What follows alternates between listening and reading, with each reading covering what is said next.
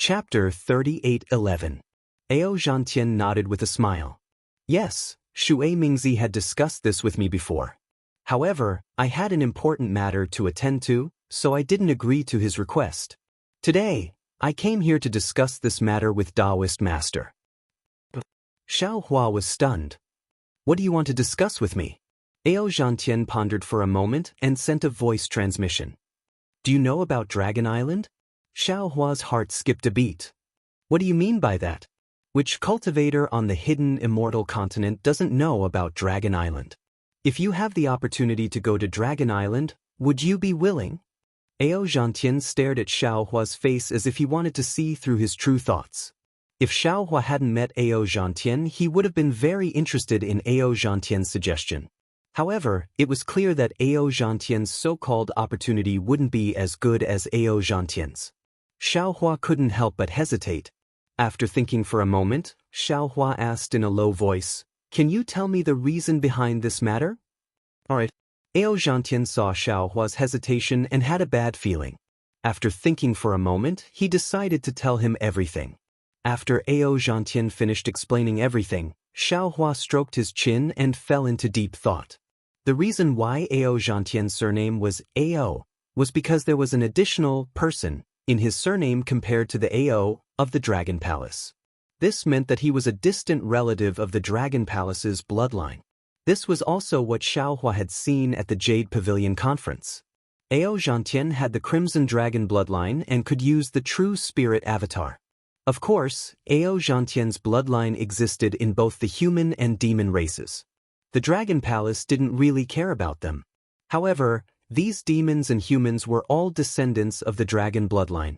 Therefore, every 100 years, the Dragon Palace would hold a selection ceremony to select the purer and more powerful disciples to enter Dragon Island. However, Ao Zhantian and the other descendants of the dragon bloodline only had 3 chances.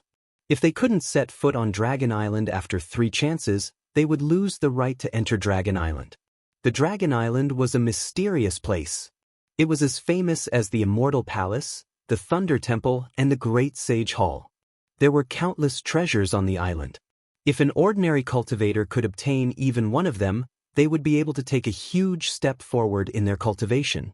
Although this Dragon Island's training area wasn't the core of the Dragon Island, in order to obtain this opportunity, these descendants with the dragon's bloodline would fight until their heads bled every time. And what made them satisfied was that as long as they could survive the Dragon Island, without exception, they would reap great rewards. There had never been an exception. Coincidentally, 10 years later, it would be the time for the 100-year selection. Ao Zhantian had already participated in the selection ceremony twice, and he had failed to obtain the right to enter the Dragon Island. This was his last chance. Moreover, if Ao Zhantian passed the selection ceremony, even if he didn't gain anything from the Dragon Island, his name would be recorded in the register of the Dragon Palace. Even if he reached the out-of-aperture stage in the future, the Immortal Palace wouldn't force him too much out of consideration for the Dragon Palace. Thus, Ao Zhantian placed great importance on this selection, which was why he had come to ask Xiao Hua for help. Xiao Hua thought for a moment, and thought to himself, I can use Ao Zhan to enter the Dragon Island, but the problem is whether Ao Qian can be rescued. Even if Ao Qian is rescued, the East Sea Dragon Palace will definitely look for the culprit behind Ao Qian's assassination. In that case, they will inevitably look for me. I have a history with the Heavenly Cave River, and I know the ins and outs of the Dragon Island. If I go to Ao Zhan, not only will he betray me, but the people of the Dragon Palace will also interrogate me. Wouldn't I be walking right into their trap? Rather than taking that risk, I might as well follow Ao Zhantian. Either way, there are humans and demons here, and it'll be easier to avoid them. Taoist Ao? Xiao Hua asked, this selection is an opportunity for your dragon bloodline descendants. What does it have to do with me? Of course it has to do with me. Ao Zhantian laughed. I can bring my guards to participate in the selection. This is the rule of the Dragon Palace. Once I pass the selection, my guards can also follow me to the Dragon Island. Damn it, you're a nascent soul cultivator of the Tao Gate. Why do you need guards? Xiao Hua asked, not knowing whether to laugh or cry. Ao Zhantian shrugged and replied, I have no choice. This is the custom of the Dragon Palace. If the descendants of the Dragon Palace don't bring guards, then they're not descendants of the Dragon Palace. Even if I don't bring guards, those arrogant demons and Confucian cultivators will. And I understand. Xiaohua nodded. But where will the selection be held this time? The North Sea Dragon Palace is hosting the selection this time. Ao Zhantian explained. As for where it is, we'll only know when we arrive at the designated place. The North Sea Dragon Palace. Xiaohua smiled. As long as it wasn't the East Sea Dragon Palace or the West Sea Dragon Palace, Xiaohua was willing to go. Alright. Xiaohua nodded. If that's the case, I'll go with you and try my luck. Good. Ao Zhantian clapped. I knew that Taoist Master Xiao would definitely lend me a hand. Now, I'll go with you. Ah? So soon? Xiaohua was a little surprised. Why don't we hurry up? Ao Zhantian asked curiously. The hidden immortal continent is currently in a dangerous situation. Who knows when the heavenly immortal palace will send their fury down? If we rush to the North Sea Dragon Palace's territory now, even if the heavenly immortal palace wants to vent their anger on us, they won't be able to do anything to us. Besides, I've already prepared a lot for this selection. Fellow Taoist doesn't need to prepare anything. You just need to follow me. Although Xiaohua knew that Ao Zhantian and Xue Mingzi were right, he really couldn't leave. After thinking for a moment, Xiaohua smiled. How about this? Fellow Taoist Ao, you tell me the designated place of the North Sea Dragon Palace and I promise to arrive in 10 years. How about that? Oh, alright. It seems like that's the only way. Seeing that Xiaohua had already made up his mind, Ao Zhantian didn't force him. Just like Xue Mingzi, he took out his own token and a jade eye ring and handed them to Xiaohua before turning to leave. However, before Ao Zhantian left, he didn't forget to turn back and say, also, Taoist Master Xiao, we've gathered here for too long. Perhaps we've already attracted the attention of the Confucian cultivators. If we fall into the heavenly immortal palace's ears, it will definitely be detrimental to the Black Wind Ridge. You should prepare early. And I understand. I'll have to trouble fellow Taoists to inform the other fellow Taoists that I'll be holding a farewell banquet tomorrow morning and invite all fellow Taoists to attend. Xiaohua had already thought of a plan. But the last stone in Ao Zhantian's heart was lifted and he left with a smile. There was no need to mention the farewell banquet. Xiaohua raised his cup and the other cultivators also raised their cups. According to the blood oath, as long as Xiaohua needed them for 1,000 years, they would be at his beck and call. Of course, other than the early nascent soul cultivator Royal Highness Lan, there were many golden core cultivators who decided to stay in the Black Wind Ridge after seeing how prosperous the Fortune Gate was. After the banquet, the group of cultivators bid farewell and flew out in batches. However, there were too many Taoist cultivators working for Xiaohua. In order not to attract the attention of the Confucian cultivators, these cultivators flew for an entire day before gradually dispersing. Xue Mingzi and Ao Zhantian were the last to leave the capital star formation. There was no one else in the Black Wind Ridge anymore. Xiaohua turned around and walked into his cave. Xiaohua had just sat down in his cave when Royal Highness Lan came in with dozens of golden core cultivators. As soon as Royal Highness Lan entered the cave, he immediately bowed and said, Taoist Master Xiao, I have chatted with fellow Taoist Xiong a few times in the past few days. Although fellow Taoist Xiong did not tell me too much, I already know quite a bit about what happened in the country of Jiang. Now that I've reached a bottleneck in my cultivation, I'm especially worried about my lifespan. Since I've already made a blood oath to serve Taoist for 500 years, I don't have much time to squander after these 500 years. Rather than that, why don't I just become Taoist's disciple and receive your guidance? Junior is also willing to become Taoist Zhao's disciple. About 20 golden core cultivators bowed and said in unison. Xiaohua looked at Royal Highness Lan and thought inwardly. Royal Highness Lan was also saved by him during the Jadestage conference. This cultivator's shrewdness was above Xiong Yi's, and his ability to judge the situation was even better than Xiong Yi's. In the short few years he had been in the Black Wind Ridge, he had seen a lot of things, such as the Origin Stone Mine, the capital star formation, and the battle between Jiang country and Copper Pillar country. However, Xiaohua looked at these cultivators and said solemnly, "Royal Highness Lan, if it was in the past, I would welcome you to become my disciple. After all, you can gather the power of the Dao sect and protect our Dao sect from the influence of Confucian cultivators. But now that the Jadestage mountain has changed, if you become my disciple, you might be implicated. Are you still willing?" Daoist Xiao is overthinking.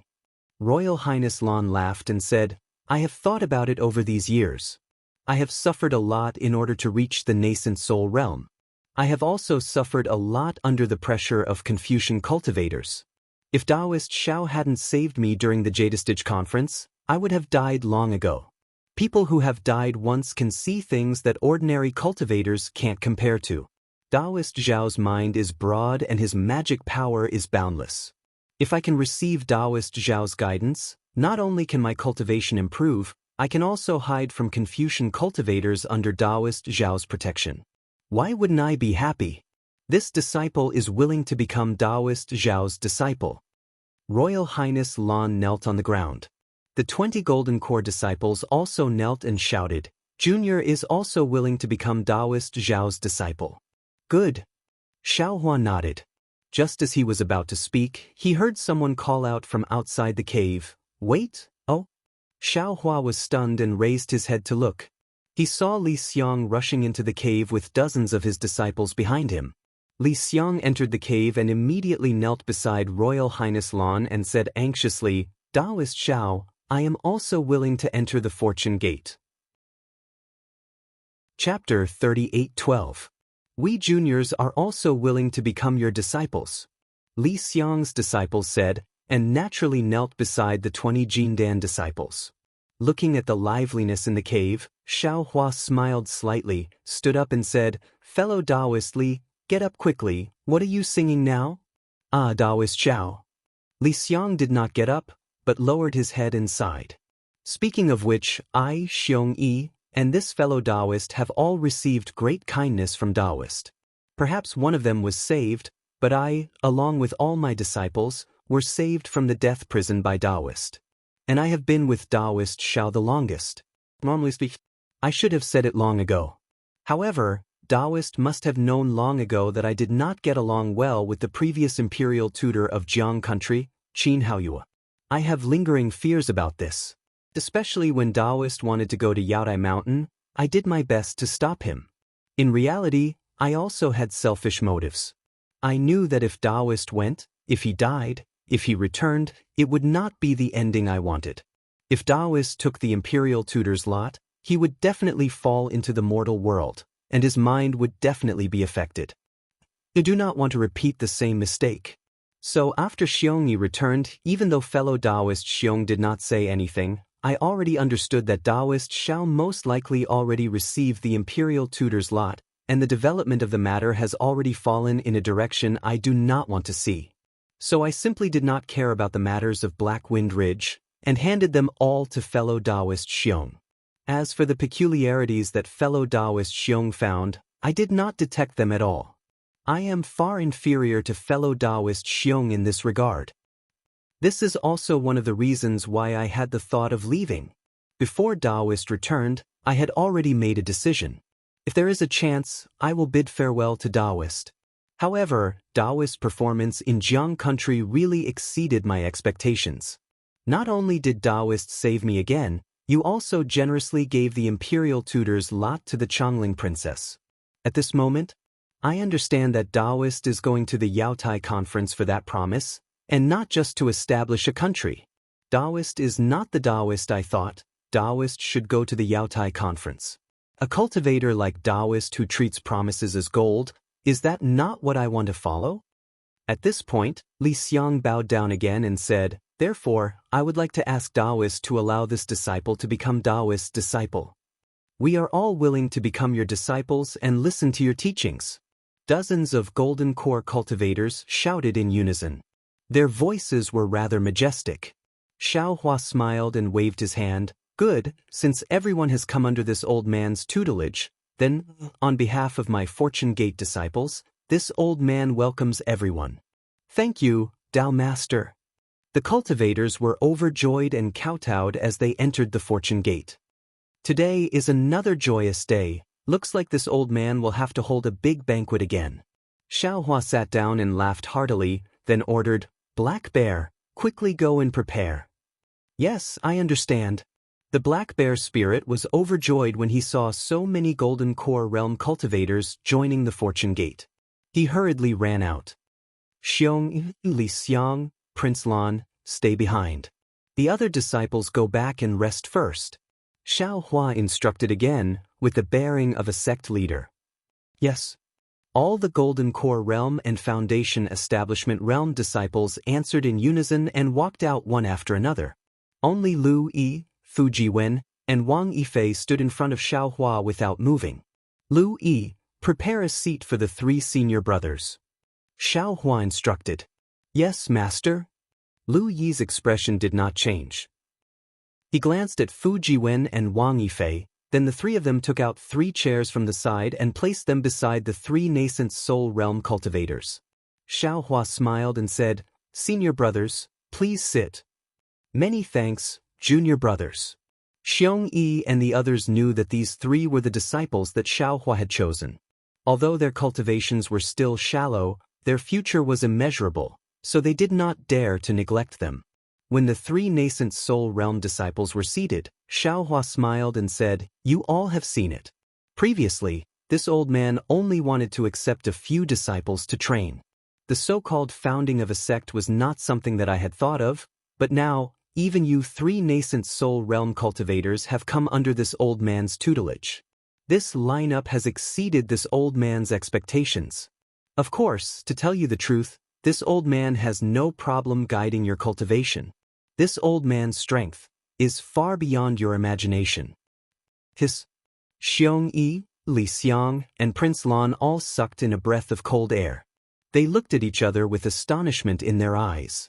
After all, in their eyes, the strength that Xiaohua had shown was already extremely shocking. They had never imagined that Xiaohua's far beyond your imagination would be like Loki. Xiaohua smiled and said, If you all had not come under this old man's tutelage, this old man would not have told you. Yes, this disciple understands. Xiong Yi and the others smiled and nodded. Cultivation techniques, medicinal pills, magic treasures. Wait. You all don't need to think about it. This old man has confidence in all of these. Xiaohua said again. However, this old man does not have much experience in establishing a sect. Now that my fortune gate has more disciples, these are all things that you all need to consider.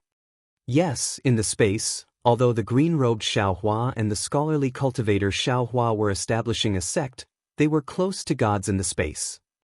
Moreover, there were more than 10,000 disciples that they could do whatever they wanted. But in the Black Wind Ridge, it was different. Not to mention the 3 nascent soul cultivators, even those golden core disciples, which one of them had not lived for hundreds of years, experienced the ways of the world and experienced all kinds of hardships. If there were no rules for establishing a sect, before the fortune gate was established, wouldn't the people's hearts have already scattered? Master, please rest assured. Xiong Yi smiled and said, Before Master returned, this disciple had already considered this matter. Although this disciple has not reported to Master, nor has this disciple discussed with the 2 senior brothers, this disciple has already formed a constitution. Master, please take a look. Saying this, Xiong Yi took out a jade eye ring and handed it to Xiaohua. Oh, Xiong Yi will enter under this old man's tutelage first as a senior brother. Xiaohua came to his senses and said to the 3 people, Li Xiang will enter last as a junior brother.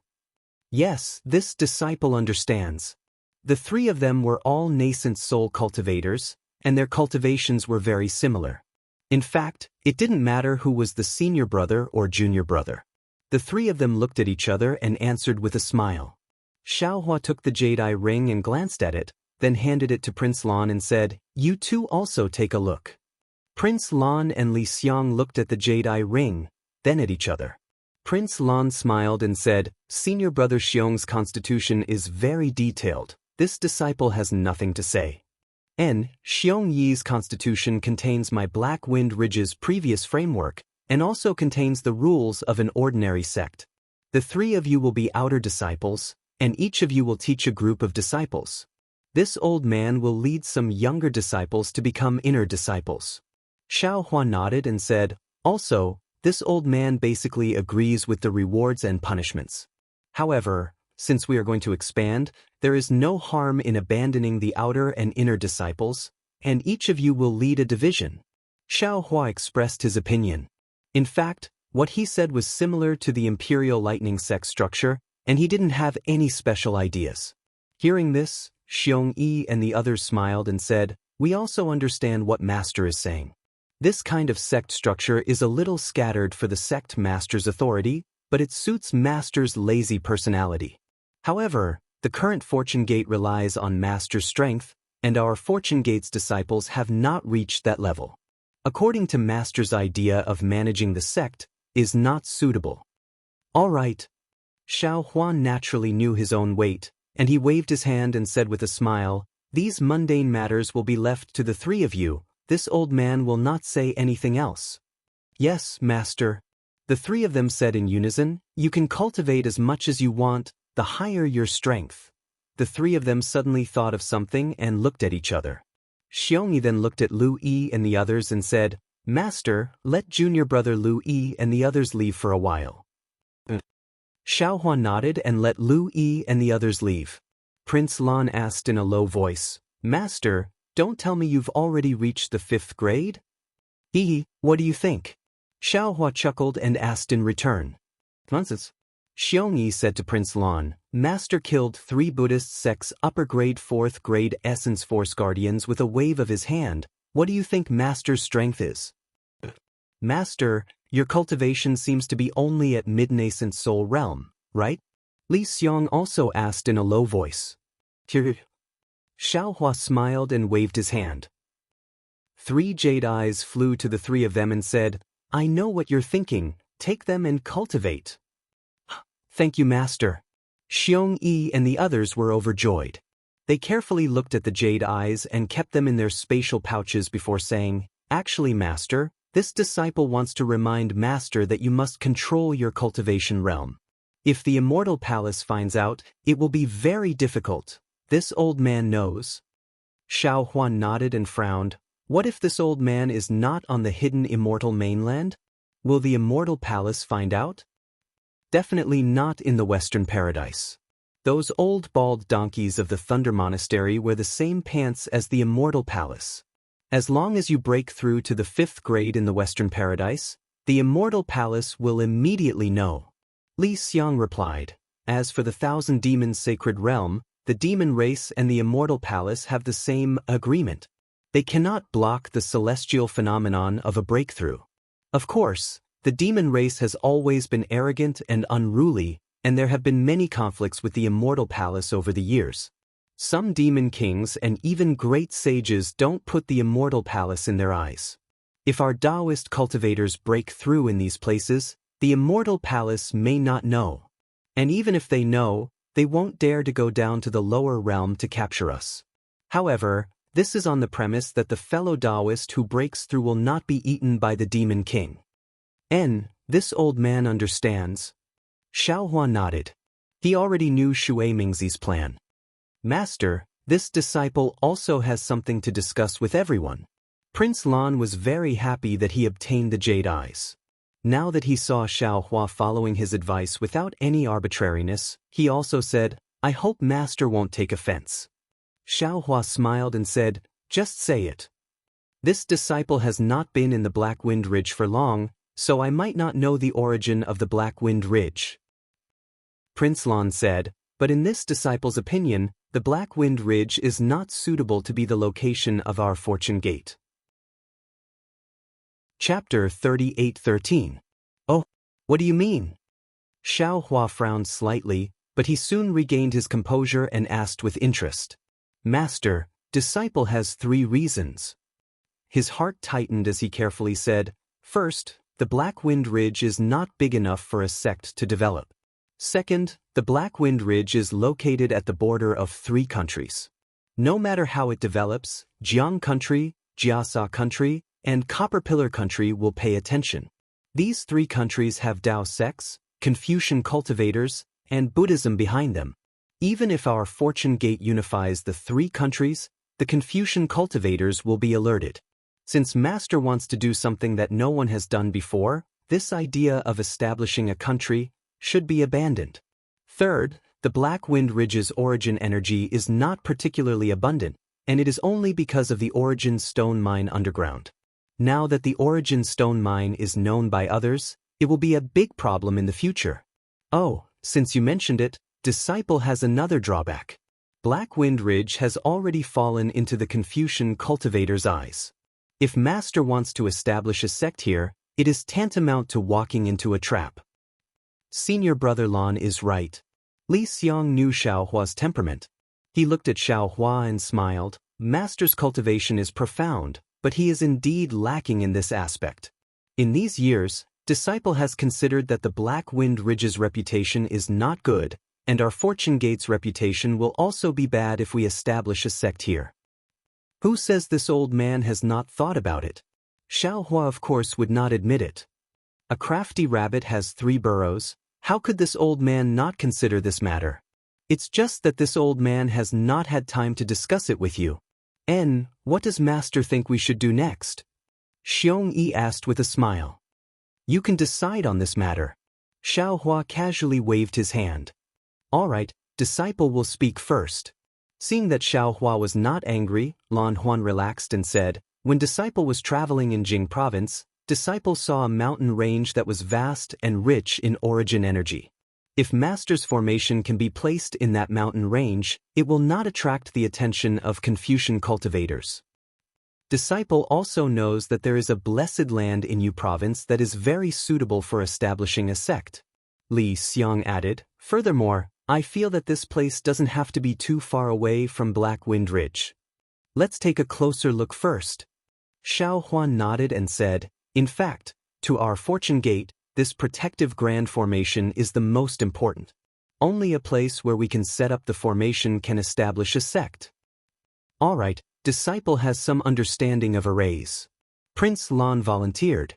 Disciple will first go to the mountain range that junior brother Li mentioned. Good, you take Fujiwen with you. Xiaohua stood up and said, this old man will wait for your news. In addition, this old man has some matters to attend to today. Xiong Yi, come over tomorrow morning. This old man wants to see your cultivation progress. Li Xiang is temporarily in charge of the affairs of Black Wind Ridge.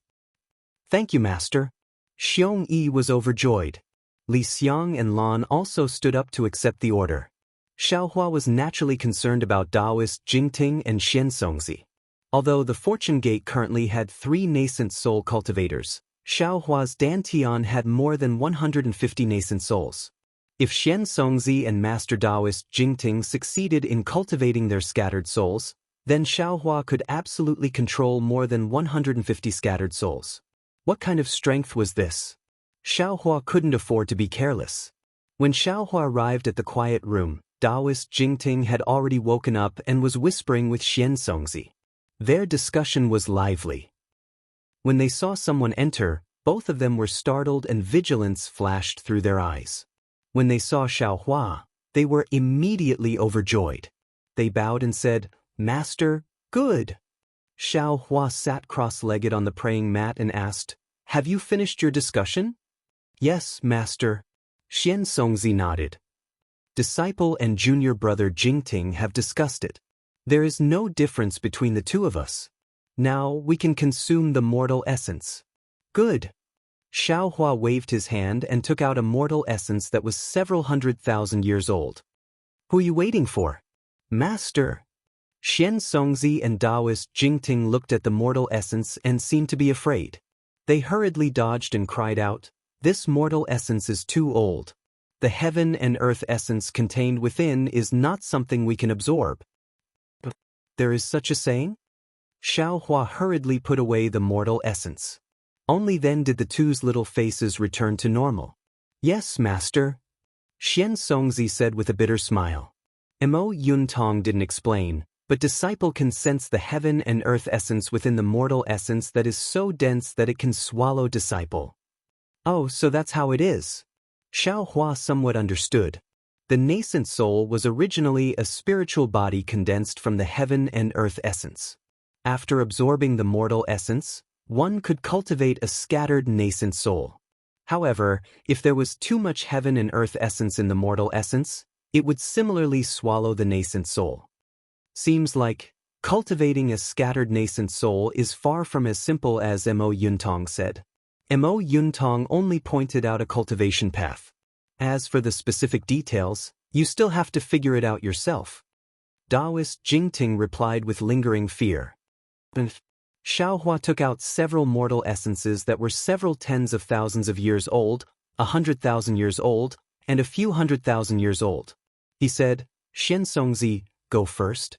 You have more time to comprehend, so you have a higher chance of success. Good. Xian Songzi chose a mortal essence that was about 120,000 years old and said, Master, guard disciple at the side. If there is anything inappropriate, Master can make the decision. Master understands. Xiao Hua nodded and put away the rest of the mortal essences. He rubbed his hands together and launched a series of mysterious seals.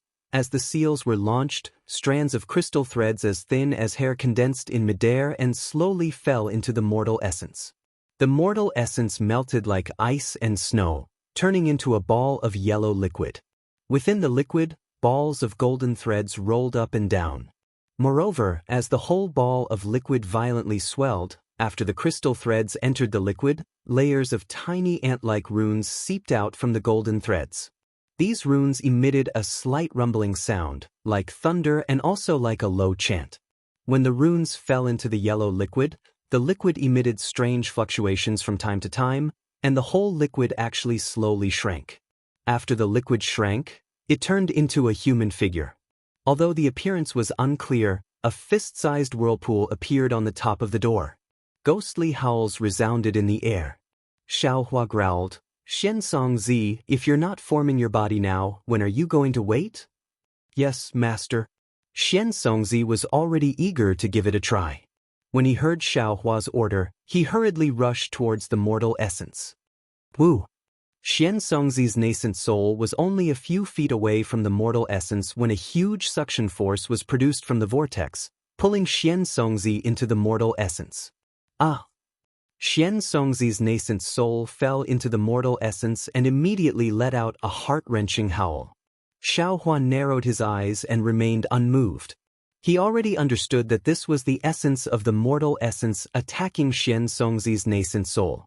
This kind of pain was tantamount to tearing apart and rebuilding every inch of Xian Songzi's body. Xiao Hua had also experienced this kind of pain in the past. When the heavens are about to bestow a great responsibility upon a man, it must first torment his will, toil his muscles and bones, starve his skin, empty his body, and disturb his actions. Xiao Hua's mouth faintly recited a Confucian text, and the hand seals in his hand continuously struck out. With the passage of time, 3 faint invisible brilliants slowly emerged from the top of his head. This scattered nascent soul cultivation method was truly heaven-defying. Even someone as strong as Xiao Hua's cultivation base was now beginning to produce a vision. Looking at the mortal essence again, the human figure gradually revealed Xian Songzi's face. However, his face was really ugly. His grimacing appearance was completely deformed. Moreover, the mortal essence's 4 limbs and even its entire body were trembling violently. It seemed that the fusion was very difficult. Go! In the end, Xiao Hua took a deep breath and the magic power in his body surged. The 3 lights above his head suddenly flashed and the flower shape instantly disappeared. As Xiao Hua pushed with his hands, the last hand's seal slowly fell into the mortal essence. Boom! There was an indescribable vibration and a strange hiss. The mortal essence's body once again appeared with strange and obscure runes. As the runes tumbled, waves of fluctuations rushed out. Amidst the fluctuations, hundreds of thumb-sized whirlpools appeared in the quiet room at the same time. Waves of unknown air swarmed out and fell into the mortal essence that was already very similar to Xian Songzi's nascent soul. Phew! Xiaohua let out a sigh of relief. His gaze fell on the mortal essence. The runes had already begun to solidify and a Xian Songzi similar to an ordinary person was gradually forming. Finally it went smoothly. Xiaohua faintly smiled, but a moment later, his smile disappeared again. He muttered, "It seems, it's still missing something." "Exactly, it's this height."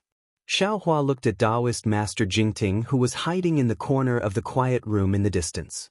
He was somewhat envious and somewhat worried. Suddenly he realized, this height is very similar to a 4 or 5-year-old child. Thinking of this, Xiaohua was just about to close his eyes and carefully ponder over the strangeness inside, but suddenly, a tremor suddenly emerged from the bottom of his heart. This is?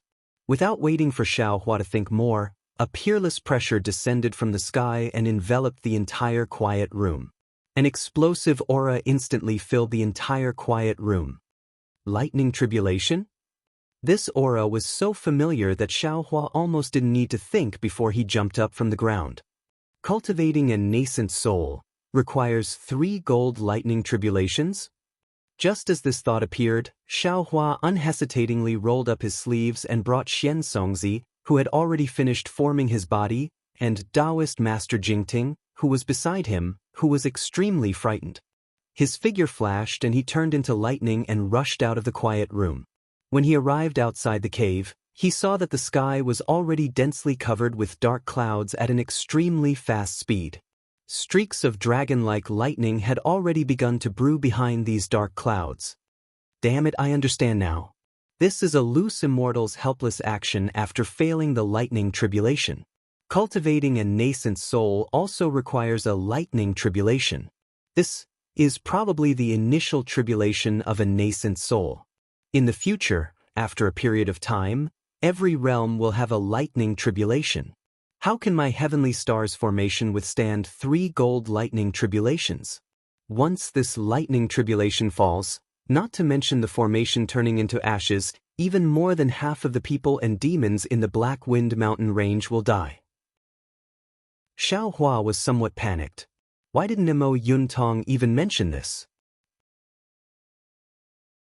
Chapter 38:14. Xiaohua flew out of the immortal cave. Xiong Yi and the others were naturally alarmed by the lightning tribulation's celestial phenomenon and had already flown out to investigate. While everyone and the demons were in a state of panic, Xiaohua separated from the grand array and activated the lightning escape technique.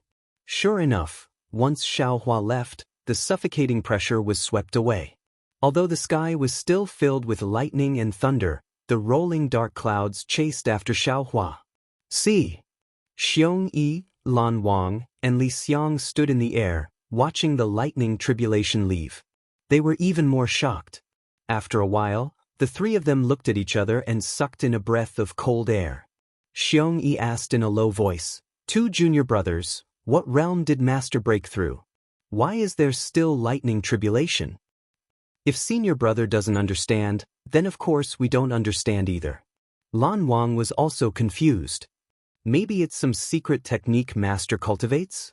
Seeing that the demons of Black Wind Ridge were a little restless, Xiong Yi frowned and sent a message to Qin Xiaoyao, telling him to find He Xiong and the other demons. The 3 of them waited in the air for Xiaohua to return. After waiting for 3 whole days, Xiaohua returned with a slightly tired expression. The 3 of them hurriedly went up to greet him. Xiaohua waved his hand and said, Master is fine. You all go do your own things. Li Xiang, hurry up and find that paradise.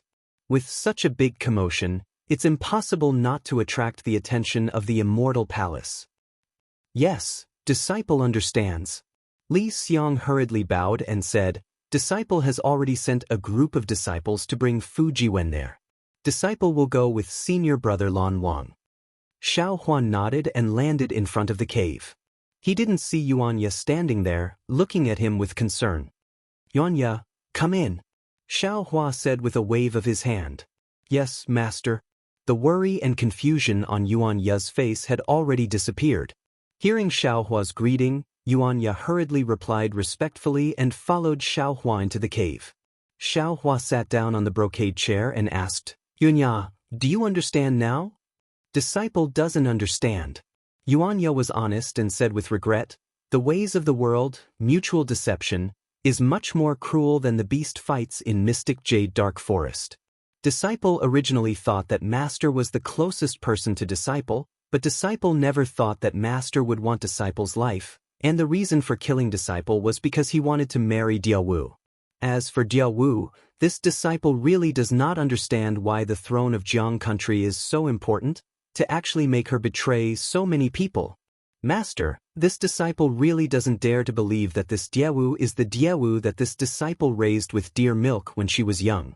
What made her become like this? There was no distinction between the masters that Yuanya spoke of. Others might not understand, but Xiaohua was able to distinguish clearly from Yuanya's sorrowful tone. After all, the two people that Yuanya considered to be the closest in his life betrayed him at the same time, and even wanted to put him to death. How could he, who did not understand the ways of the world, understand? Xiaohua smiled and said, since you can't figure it out, then don't think about it. In the future, you don't have to think about such complicated and profound questions when you stay under my tutelage. Yes, Master. Yuanya's tone was still somewhat gloomy, but compared to his previous heart that was on the verge of death, there was a faint trace of sunshine. Everyone's personality was different, and there was no need to ask everyone to be proficient in the ways of the world. Everyone should do what they were good at, and only then would they be able to find the most accurate position and find the happiness in each person's life. Oh, that's right, Yuanya. When did you secretly learn this old man's fist techniques? I remember that you couldn't use them at the Jiangchao monastery.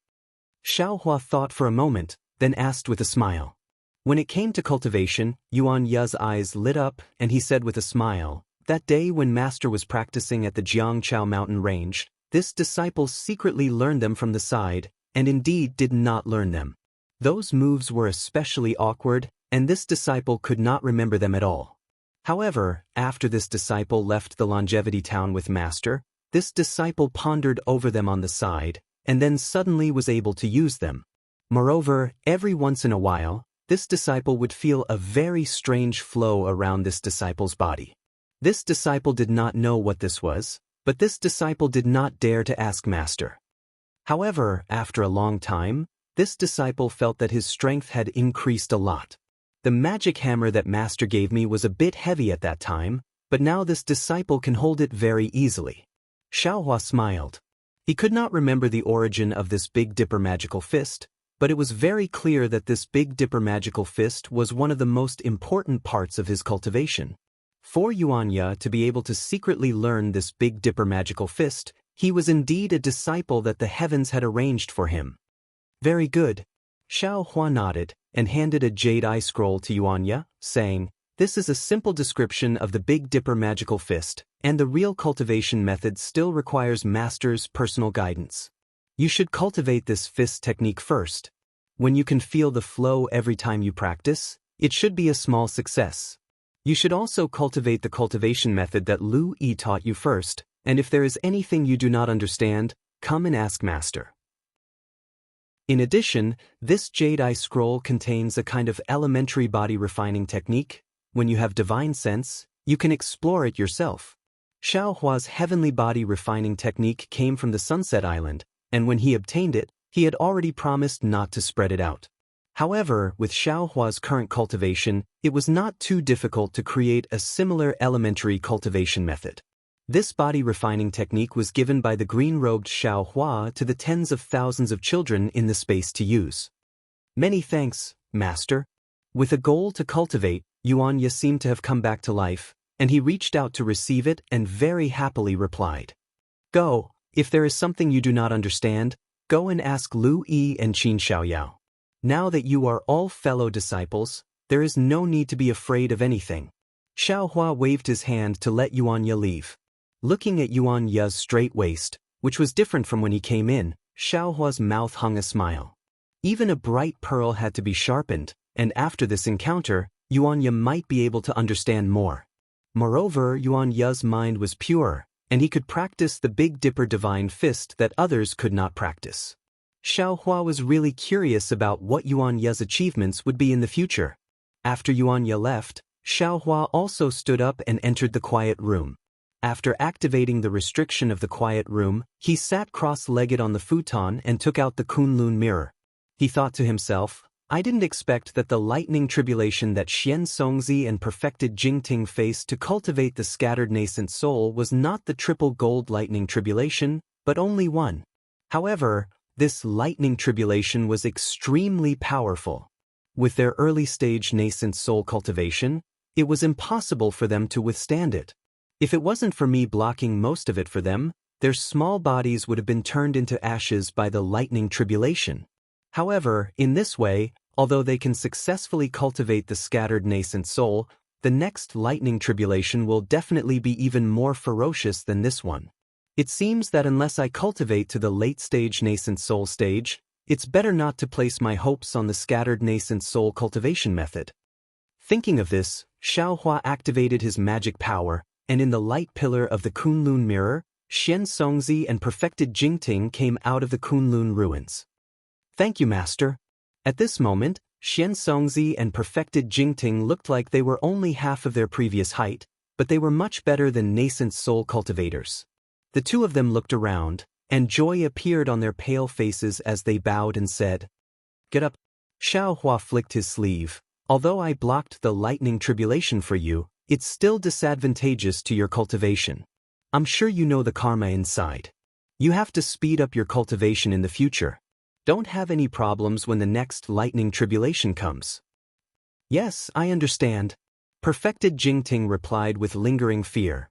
The next lightning tribulation will be the scattered nascent soul lightning tribulation. I hope that Master can bestow me with spiritual wisdom so that I can comprehend the cultivation method with senior brother Xian Songzi. Alright. Xiaohua thought for a moment. He knew that consuming Renjing would reconstruct the nascent soul body, so there would be a lightning tribulation. Spiritual wisdom was not necessary for cultivating the scattered nascent soul, so there would not be any special lightning tribulation. He raised his hand and took out a spiritual wisdom that was not too old. He asked, Who are you waiting for to consume it first? I'll go first. Perfected Jingting took a step forward and said, Just now, senior brother Xian Songzi tried it first. Now it's my turn. All right. Xiaohua raised his hand and delivered the spiritual wisdom to perfected Jingting. Perfected Jingting respectfully received it. He opened his mouth and the swallow-like spiritual grass fell into his body. Buzz. Just as the spiritual wisdom entered, perfected Jingting's body immediately flashed with a strange green brilliance. A sound even stranger than the brilliance came from his abdomen. Green seal script. Xiaohua, who was closely watching perfected Jingting, was startled. He hastily released his soul sense. Sure enough, within his soul sense, perfected Jingting's nascent soul body reflected a green light. Several fingernail-sized green seal script spiraled and rushed towards perfected Jingting's head. Boom! Perfected Jingting only felt an earth-shattering rumble in his mind. Layers of green were like blooming flowers. Little swallows flew out one after another from these flowers. As these swallows flew out, he seemed to have opened his spiritual cavities. His mind became refreshed, far from the muddle-headed feeling he had before. Within Xiaohua's soul sense, he also saw several green seal scripts suddenly expand and turn into a fist-sized flower. As the flower bloomed, a strange fluctuation tore apart Xiaohua's soul strands. Immediately, all the green light disappeared and perfected Jingting returned to his original appearance. Junior brother. Seeing perfected Jingting open his eyes, Xian Songzi's eyes flashed with joy. Although he knew the spiritual wisdom would definitely be effective, he still couldn't help but ask in a low voice. Excellent. Perfected Jingting didn't know how to express his feelings. This feeling of opening all the spiritual cavities was absolutely nothing to the previous him. He never felt there was anything to treasure. After all, without these spiritual cavities, he couldn't have stepped into the ranks of cultivators, let alone reach nascent soul. But now that he had lost his spiritual cavities, he was actually inferior to ordinary people. Now that he had exchanged them with heavenly treasures, this feeling of regaining what he had lost made him understand that even if it was the most common magical ability, As long as he had it, it was also a kind of happiness. He could only use these two words to describe his feelings. Chapter 38:15.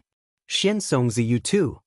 Xiaohua waved his hand again and took out another spiritual wisdom amplification and sent it to Xian.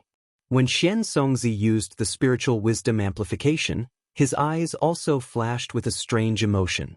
Only after using it did he truly know the importance of the spiritual wisdom amplification. Xian glanced at perfected Jingting and then looked at Xiaohua deeply. Then, the two of them bowed at the same time. Master, disciple is truly grateful for Master's kindness of rebirth. There's no need to say anything more. Quickly go and cultivate. You're my disciples. What I can do for you, I'll do according to your requests. Xiaohua smiled and sent the two nascent souls into the Kunlun ruins. After putting away the Kunlun mirror, Xiaohua sat cross-legged on the futon and took out a mother-child spirit fruit. As he looked at it carefully, he thought to himself, Xian and perfected Jingting are nascent souls with primordial spirits.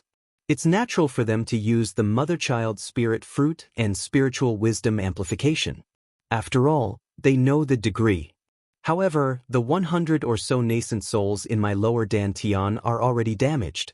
I'm afraid it's difficult for them to distinguish the degree of use. It'll be difficult for me to cast the spell. Moreover, this spiritual wisdom amplification actually contains green seal text. Such a rare treasure can be used directly, but if it's tempered by my Dao Sex alchemy method, won't it have a better effect? There's a pill called Spirit Awakening Fluid in Senior Tsang Langzi's pill formula.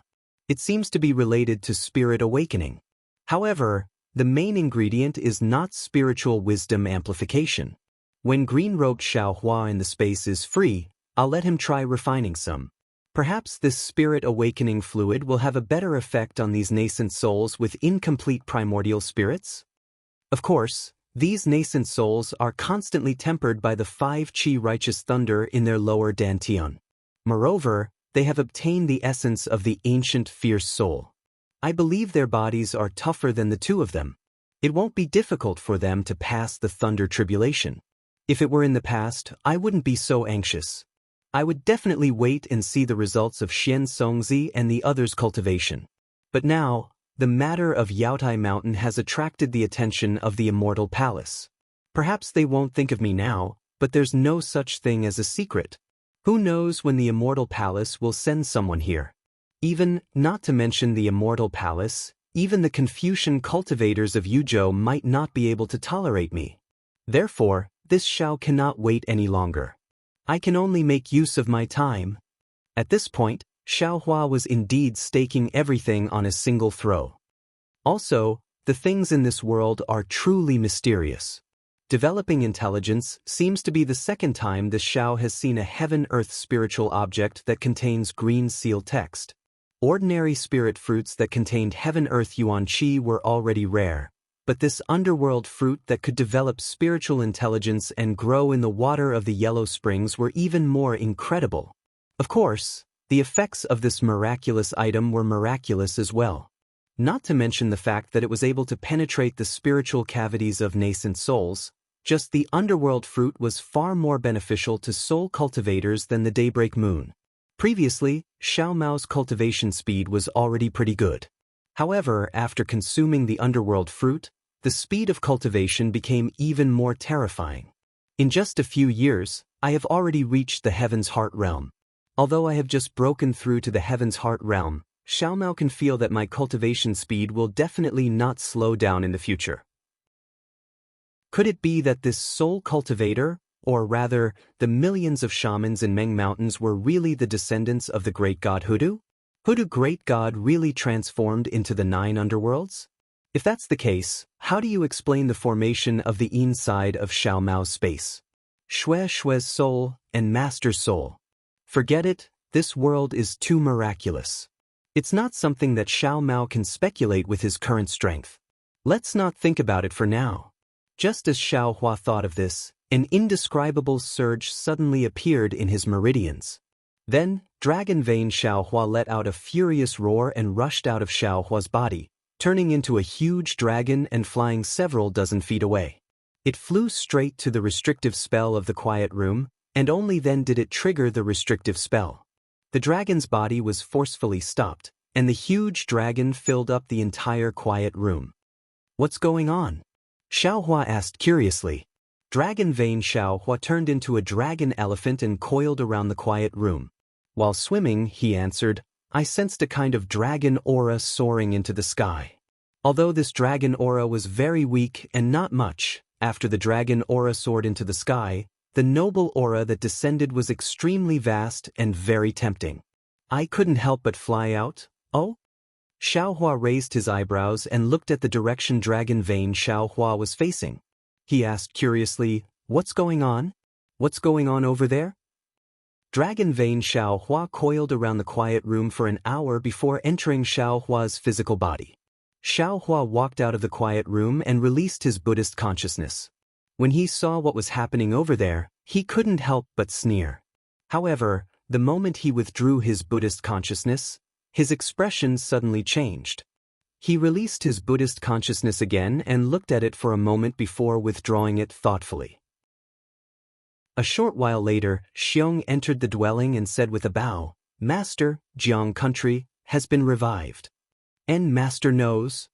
Xiaohua nodded and said, This Changling princess is amazing as expected. Not only did she kill 2 birds with 1 stone, she killed 3 birds with 1 stone. In just a few days, she actually found a suitable Jindan cultivator to establish a country. It seems, she knows that this old man will not make things difficult for her.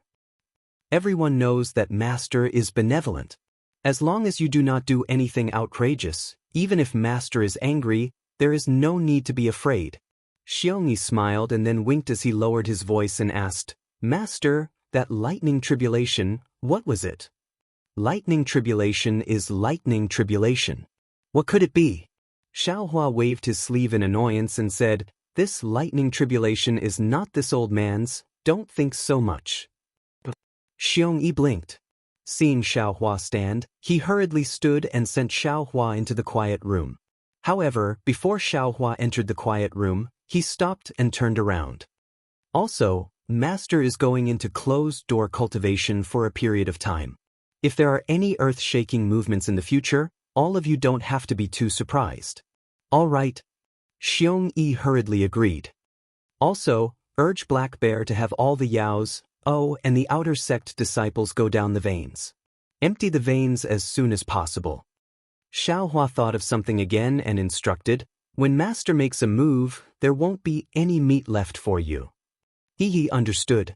Master, this disciple will roll up his sleeves and go to work. Xiongyi giggled and left. After Xiongyi left, Xiaohua did not enter the quiet room. Instead, his figure flashed and disappeared into the void. When Xiaohua reappeared, he was already outside the Black Wind Ridge. This place was about 40 li away from the Black Wind Ridge. Xiaohua's figure appeared in midair. He frowned as he looked down at the mountain rocks below. He seemed to be thinking about something.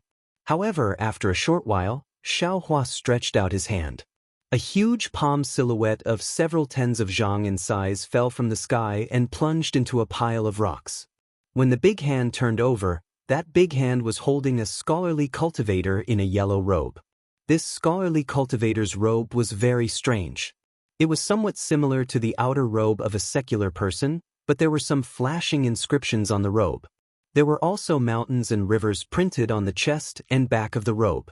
It looked similar to the official robe worn by the secular government officials. This cultivator is a bit strange? Xiaohua looked at the cultivator imprisoned by him and thought to himself, not only is his appearance different, but his cultivation is also strange. It seems that he is only proficient in the earth escape technique and concealment technique. He should be very proficient in the earth essence technique. But he is also very weak in other aspects. Under the attack of this Zhao's magic power, he didn't notice at all. There seems to be some kind of aura on this robe. Thinking of this, Xiaohua's expression suddenly changed. He whispered, Where is fellow immortal Confucian cultivator? 4-colored true qi gushed out from Xiaohua's chest. That Confucian cultivator Xiaohua landed in the air. When he saw everything in front of him clearly, The Confucian cultivator Xiao Hua's expression was also grave. He nodded and said, "Fellow Taoists' worries are correct. This Confucian cultivator's robe has the same aura as the imperial star thrust and the imperial shield. This scholarly cultivator must be the eyes and ears of the immortal palace." "Thank you, fellow immortal." Xiao Hua nodded slightly and sent Xiao Hua back. Then, he thought for a moment and slowly extended his finger. He was extremely careful as if he was afraid of breaking the cultivator's forehead. Then, he quickly withdrew his finger. "Earth Lord." Xiao Hua's face showed an astonished expression. The Immortal Palace really has Earth Lords all over the hidden Immortal Continent? Granny, no wonder the Immortal Palace can control the entire hidden Immortal Continent's information. Oh, that's not it. Not every place on the hidden Immortal Continent has Immortal Palace's eyes and ears. Although in name, the Earth Lord supervises the entire hidden Immortal Continent's information, these Earth Lords can't always pay attention to all the movements.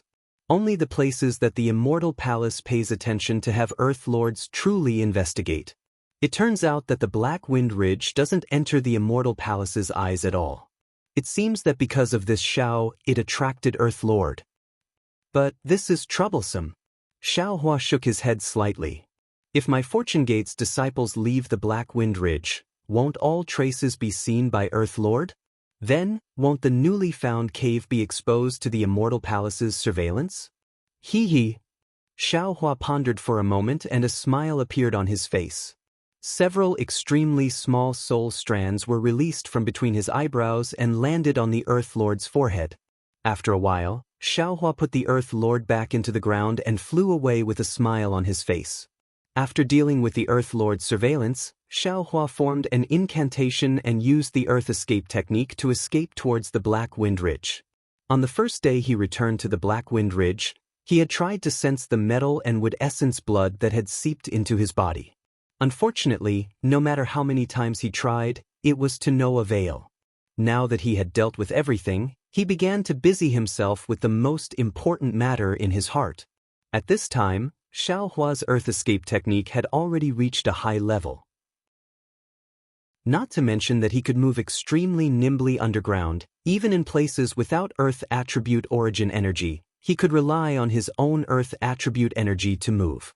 Therefore, this time it was very easy for him to reach the location of the Black Fog. Chapter 38:16. However, the Black Fog underground was still like a viscous liquid. Clusters of tiny vortexes were endlessly produced from the inside, constantly spreading towards the outside. However, even at this place, Xiao Hua was still unable to sense the blood essence in the water and fire magnetic field. Xiao Hua's heart had already turned cold by more than half. Damn it, looks like this Xiao's method isn't working. Xiao Hua breathed out spiritual fire and drilled through the fog while secretly thinking, I still have to... Success! That is to say, when Xiao Hua's figure had just rushed through the black fog that was several tens of feet deep, a familiar feeling suddenly emerged from the bottom of his heart. It was just like when he used the blood refining method to refine the demonic tool in the past. The entire magnificent water and fire magnetic field space had yet to appear, but the situation inside the space had already fallen into his heart. The blood refining method of the demonic world is indeed powerful. It can really shock the heavens and earth and make ghosts and gods weep. Xiao Hua laughed loudly, his figure landing inside the magnetic field space. At this time, Xiao Hua already didn't need to open his transcendence vision. What the naked eye could see was a pitch-black mass, but the entire water and fire magnetic field was like a part of Xiao Hua's body, incomparably familiar with it. Even those tens of thousands of magnetic fields were like rainbows in Xiao Hua's heart. What was special was that at the extreme point of the fire magnetic field, a vermilion bird poked its head out from inside, somewhat curiously looking at Xiao Hua. Without any hesitation, it turned into a rainbow and landed below Xiao Hua's body, obediently lying beside him, appearing very attached. At the same time, at the extreme point of the water magnetic field, the other black tortoise also didn't show any signs of weakness. It naively flew out, turned into a square foot, and landed on Xiao Hua's right arm, similarly obedient. Good. Xiao Hua was happy in his heart, using his hand to caress the black tortoise and vermilion bird. Unfortunately, where his hand landed, he simply couldn't touch the two little things. Forget it. Xiao Hua was a little embarrassed. He shrugged and said, "Wait for this old man to collect all of you. I reckon that once we enter the space, this old man will be able to touch you." After speaking, Xiao Hua released his consciousness and covered the fire and water origin magnetic field. When his consciousness came into contact with the fire and water origin magnetic field, Xiao Hua was instantly dumbfounded. He couldn't help but complain bitterly, "Oh my God, this fire and water origin magnetic field is 3,650 mu in size. If it was an ordinary mountain with this Xiao's current divine sense, even if it takes a lot of effort, this Xiao would still be able to store it in the space. But this is a water and fire magnetic field. Its weight is many times that of an ordinary mountain peak. With this Xiao's current cultivation, I'm afraid I won't be able to store it in my space. Rise." At this moment, Xiao Hua's mind was mixed with his divine sense and could already wrap up the entire water and fire magnetic field. While his mind was affected, Xiao Hua secretly shouted in his heart, as if to encourage himself. Rumble. The entire magnetic field space shook several times, scaring the tiny black tortoise and vermilion bird into fleeing. The water and fire magnetic fields had only moved a few inches, and there was still a large gap between them and the space. Forget it. Today this old man will exhaust you to the end. After knowing the gap, Xiao Hua wasn't discouraged. He simply sat cross-legged in the magnetic field space and released his consciousness, divine sense, and Buddhist sense. Just like when he was in the rockfall matrix of Yaodai Mountain, he began to temper his divine sense according to the secret technique. Of course, in addition to tempering his divine sense, Xiao Hua also practiced other divine abilities. Every few days, he would even fly out of the magnetic field space and summon a nascent soul. He would feed the nascent soul with human essence and use spiritual wisdom amplification. However, in this way, the Black Wind Ridge would suffer. Every once in a while, the entire Black Wind Ridge would shake a few times. Moreover, from time to time, the might of a lightning tribulation would suddenly appear. However, everyone and the demons of the Black Wind Ridge had also received Xiong Yi's order. They knew that their master was cultivating, so they didn't ask too much. In fact, they didn't have time to ask too much because the Black Wind Ridge's underground or vein was really enormous. They mined day and night and simply didn't have time to ask too much. Time passed very quickly. In the blink of an eye, more than 3 years had passed. On this day, the sky was clear and boundless. Outside the Black Wind Ridge, some of the Golden Eagle's subordinates were patrolling. Suddenly, the entire Black Wind Ridge shook violently. This shaking was far more weak than the previous weak shaking. Several of the vicious birds were shocked. The leading vicious bird let out a few loud cries and rushed into the great array. The other vicious birds spread their wings again, wanting to find the source of the abnormality. After all, in the past 3 years, although there were still some Confucian cultivators who came back to the Black Wind Ridge to provoke them, they were defeated by Xiong Yi, Li Xiang, and Prince Lan every time. There had never been such a big movement. However, before the vicious bird landed on the peak of the Black Wind Ridge, the shaking suddenly stopped. A powerful suction force was generated from the capital star array. Tens of thousands of hurricanes rushed in from all directions and madly rushed into the great array. With these hurricanes, the great array unexpectedly changed. Not only did it expand in all directions, but the power of the great array also suddenly increased. The vicious bird's body instantly stopped in midair. Then, as if a big hand had grabbed it, it was thrown high into the sky. Gee! The vicious bird was shocked. It flapped its wings in midair, but it still couldn't stop its body. It didn't stop until its body was thousands of feet high in the sky. Ha! As soon as the vicious bird stopped, Xiao Hua's laughter came from the cave.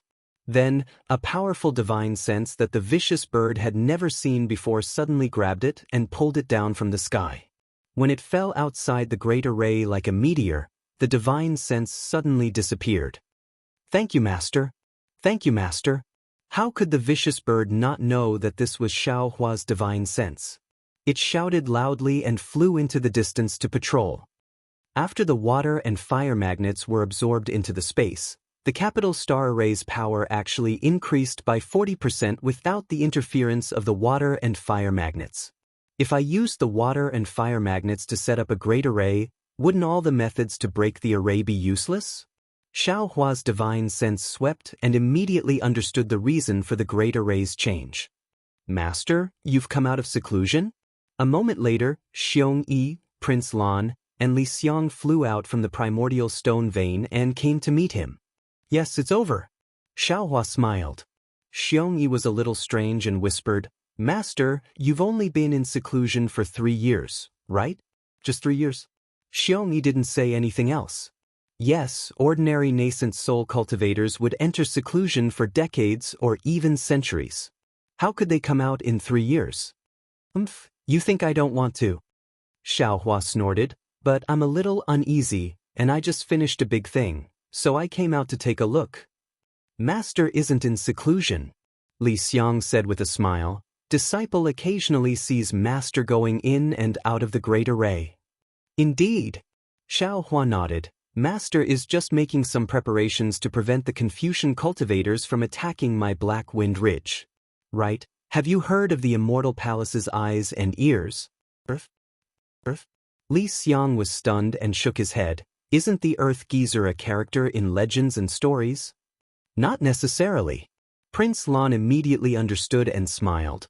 There's no smoke without fire. Maybe the characters in the stories are copies of reality. Could it be that Master saw the Immortal Palace's land? Xiong Yi's eyes turned and asked. Xiao Hua nodded. Master has already seen it. Master has also taken care of this matter, so you don't have to worry.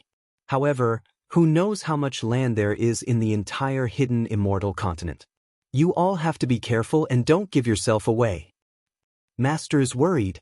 Royal Highness Lan seemed to have thought of something and hurriedly reported. Disciple received some information. After the Jade Pavilion meeting on the hidden immortal continent, including the Jiang country next to it, there were a total of 10 Taoist countries that received the imperial tutor's signature to establish their own countries. And in the past year, there were actually 4 countries that were annihilated by the Immortal Palace. 2 of these 4 countries were in the Jing province, and the other 2 were near the Jing province. If this disciple's guess is correct, the remaining 6 countries, including Jiang country, will be destroyed by the Immortal Palace sooner or later. This is probably due to the contribution of this so-called land. Master, this matter is very strange. Your intuition is also reasonable. Li Xiang said from the side. The Immortal Palace has never interfered with the affairs of the hidden immortal continent on the surface. Unless a great demon of the 1,000 Demons Saint realm appears, the Immortal Palace may send troops. How could they send troops to annihilate the Taoist country this time? The premonitions of Shui Mingzi and Ao Zhantian are indeed reasonable. Xiong Yi said with a frown, the current hidden immortal continent is really sensitive. Xiao Hua's heart skipped a beat, and an extremely bad feeling arose. Others might not know the intentions of the Immortal Palace, but how could he not know? Granny, maybe the Star Sovereign Palace really did something. Xiao Hua thought inwardly. The Immortal Palace probably couldn't find the culprit who killed Kong Hangu, so they simply killed all the suspects. Who knows when it will be the Black Wind Ridge's turn? Let's go, we'll enter the cave to discuss. Xiao Hua looked around and turned to enter the cave. Xiong Yi and the others followed in. Xiao Hua sat on the brocade chair and immediately asked, Li Xiang, how's the backup plan for our fortune gate? Yes, Master knows. Li Xiang hurriedly answered. Disciple and senior brother Lan have already found the location of the soaring Dragon Mountain Range. The heaven and earth origin energy there is abundant, and there are no signs of human habitation. Junior brother Fujiwen has also explored the mountain range and said that it is very suitable to set up a formation. Disciple has already instructed Black Bear to send some subordinates to excavate some caves on the main peak of the mountain range and make some preparations. Good, this matter should not be delayed. Xiao Hua nodded. Tell the disciples that there is no need to mine in the source stone vein anymore. Pack up and prepare to move our fortune gate from the Black Wind Ridge to the soaring Dragon Mountain Range. Also, Xiong-yi, go and call Fujiwen over. Master will bring him to the soaring Dragon Mountain Range to set up the formation. Yes, Master. Xiong-yi agreed, and just as he was about to leave the cave, he suddenly turned back and said, Master, actually, there is no need to be so anxious. Chapter 38:17. Hearing Xiong-yi's words, Xiaohua was rather puzzled and asked curiously, Oh, why? The 4 countries that junior brother Lan mentioned were all destroyed a year ago, and this disciple also received news that 2 months ago, something big happened at Longevity Town in the country of Shi.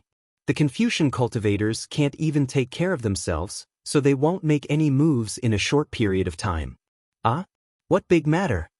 Xiaohua had a lot of feelings for Longevity Town, so he couldn't help but be shocked and hurriedly asked. The abbot of Jiangchao Temple, Lishan, was killed. Xiongyi just said it casually, but he didn't expect Xiaohua to take it so seriously. He couldn't help but stand there and answer curiously. Xiaohua frowned and asked curiously, Jiangchao Temple? Lishan? That's right. When Xiaohua left Longevity Town, Jiangchao Temple was still a Taoist temple. How did it become a Buddhist temple now? And wasn't Longevity Town's Little Gold Temple? Wasn't the abbot of Little Gold Temple that Mingyu? However, Xiaohua immediately realized that if he could leave Longevity Town, then wouldn't the people and things in Longevity Town be changed? Do you know who killed him? Xiaohua narrowed his eyes. Was it a Confucian cultivator? It's definitely a Confucian cultivator. Xiong-yi answered with a smile. Even if it wasn't a Confucian cultivator, it's definitely a Confucian cultivator. Hiss. When Xiong-yi said this, Xiaohua instantly sucked in a breath of cold air. His entire body froze in place, and he couldn't help but exclaim in a low voice, The Battle of Swords? Not only was Xiaohua shocked, but Lishan's death reminded him of the Battle of Swords in Xiaoyu Continent. Now, Ci Mei, who was sitting cross-legged on Jiangchao Ridge, also had a myriad of thoughts in her heart. Where was the leisurely bearing she had when she sent Lishan to Longevity Town? The current Jiangchao Ridge was no longer the same as when Xiaohua left. The entire dilapidated Jiangchao Temple had been completely demolished, and even the entire Jiangchao Ridge had been flattened. Right in front of Ci Mei, a 99 zhang tall Buddha statue stood in the rising sun.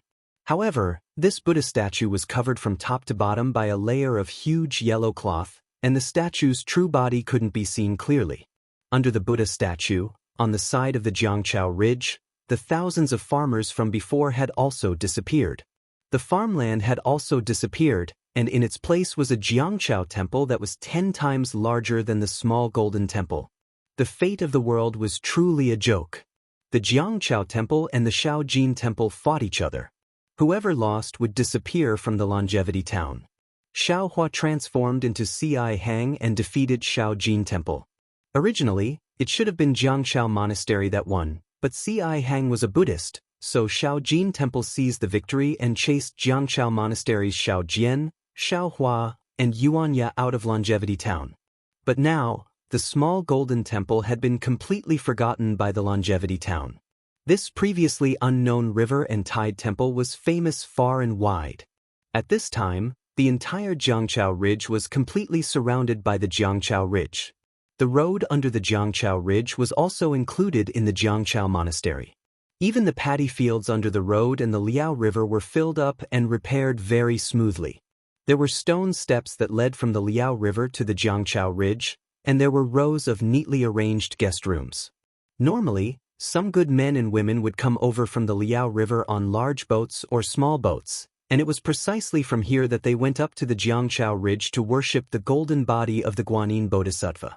On the other side of the Jiangchao Ridge, where the incense was at its peak, there were many temple buildings like the Hall of Great Strength.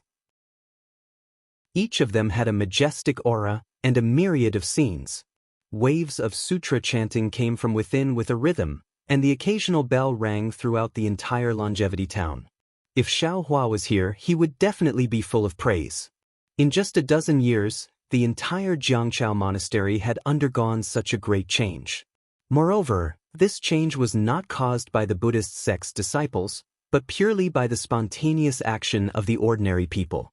It could be said that man could conquer the heavens. However, even in the face of such prosperous Buddhist incense and the rhythmic sound of the wooden fish, Seimei couldn't help but sigh. Sigh. She looked at the golden body of the Guanyin Bodhisattva not far in front of her. Although the golden body of the Guanyin Bodhisattva was covered by a brocade, when the endless sunlight shone on the Buddha statue, it was actually suffused with mottled colors. Within these colors, there were actually all kinds of living beings. It was truly bizarre. However, Seimei understood in her heart that this phenomenon was the phenomenon reflected when the extremely pure power of faith poured into the golden body of the Buddha statue. If she released her Buddhist consciousness and opened her eyes, she would definitely be able to see thousands of psyche power clustered around the power of faith flying over like waves from all directions. It was as if the power of faith had flowed into the sea and landed on this unconsecrated Buddha statue. Seimei didn't know what kind of good karma Hang had in the past, but just by saving tens of thousands of villagers in the longevity town, Seimei believed that he definitely wouldn't have such abundant power of faith. However, the timing of the Guanyin Bodhisattva's appearance was too crucial. At this crucial moment, there was such a suitable opportunity.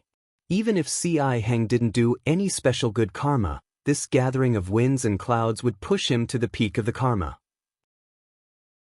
Under the golden body of the Guanyin Bodhisattva was another ordinary coffin.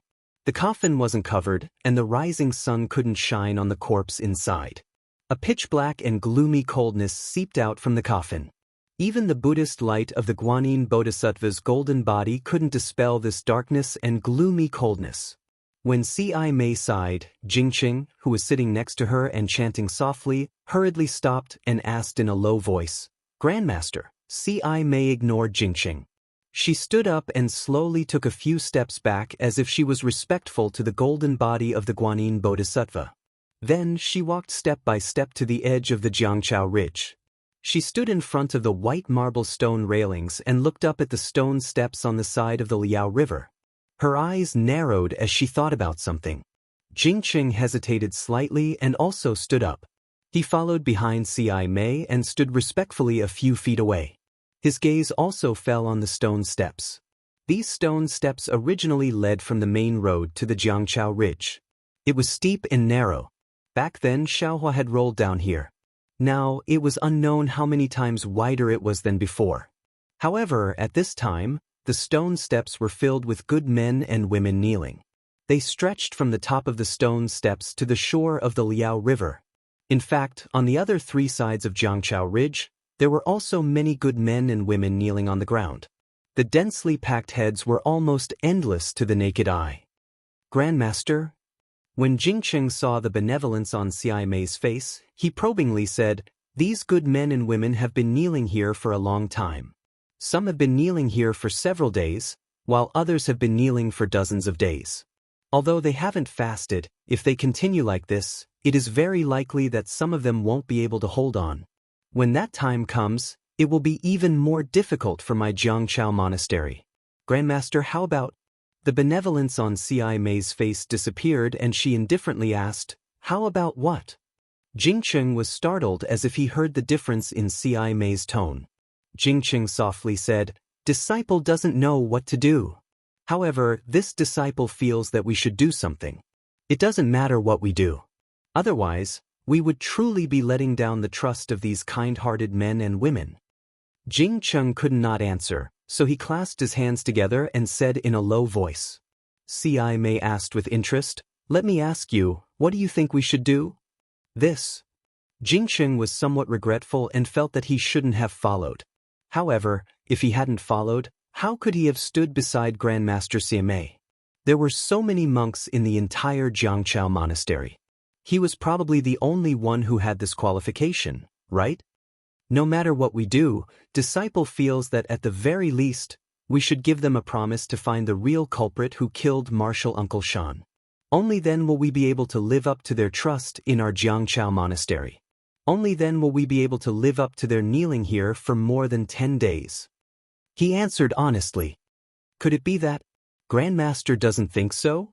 Alas. Mei sighed again and shook her head. Jingqing, do you feel that I'm sighing because of their trust and sincerity? Then what is Grandmaster sighing about? Jingqing was somewhat dumbfounded. He felt that his brain couldn't keep up with Mei's words. I'm envious of Senior Martial Brother Hang's luck. I'm sighing about my helplessness. With my current state of mind and what I've done all these years, I don't even know when I will be able to achieve fruition. I'll be able to achieve fruition in this lifetime. Mei looked into the distance and said in a low voice, I'm envious of those Ku Tuchuo. Although their cultivation is difficult, their Buddhist heart is firm and untainted by any worldly affairs. This kind of cultivation is something that our Buddhist disciples should have. He, Grandmaster. Jingqing smiled and said, although Ku Tuchuo's cultivation is praised by our Buddha, our Buddhist sect has 13 Buddhas. However, our 13 Buddhist sects all have Buddhist fruits. Grandmaster, there is no need to be envious of others. Do you know? Mei suddenly said, the most recent bodhisattva who achieved fruition is Nanwu Wise Manjushri Bodhisattva. Before achieving fruition, it was Hui of the Green Lotus Temple of the Xiang sect. Her cultivation was only in the realm of the Bright Lotus. Disciple naturally knows this. I'm also very envious.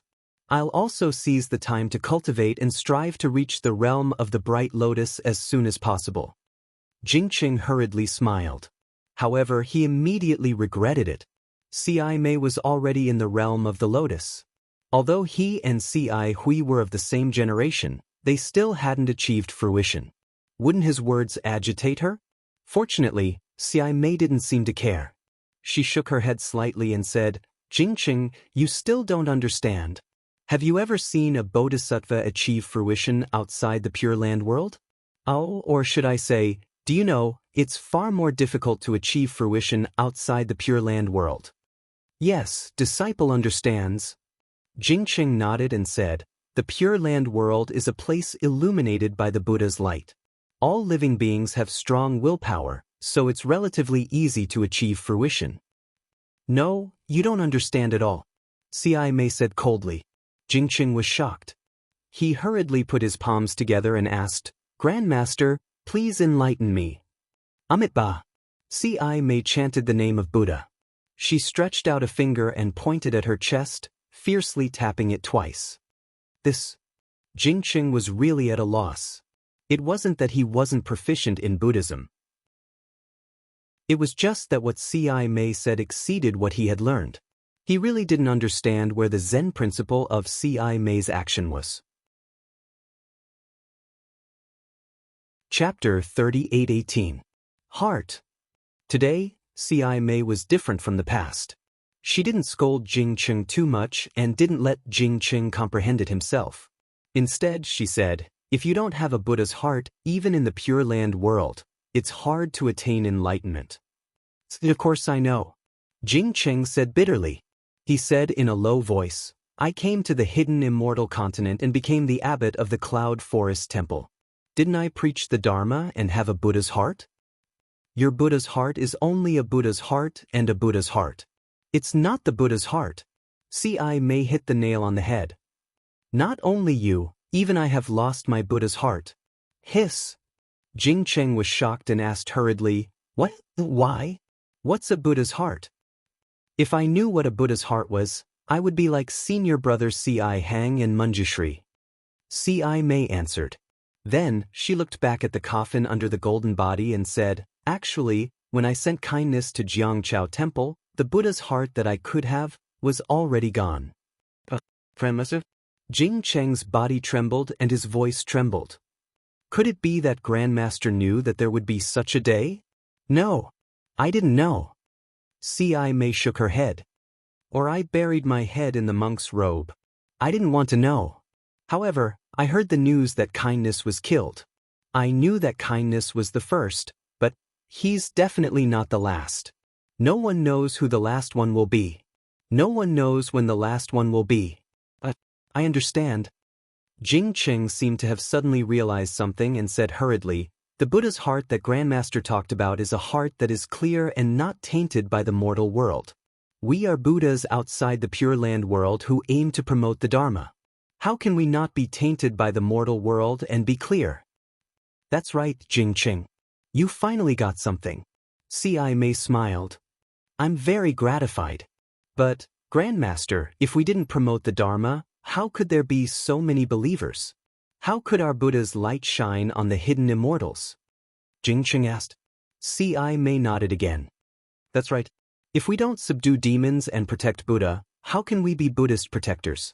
If it weren't for us sacrificing our hearts to impart the teachings, how could the Buddha's light reach so far? Alas, disciple understands why Grandmaster sighs. Jingqing sighed as well.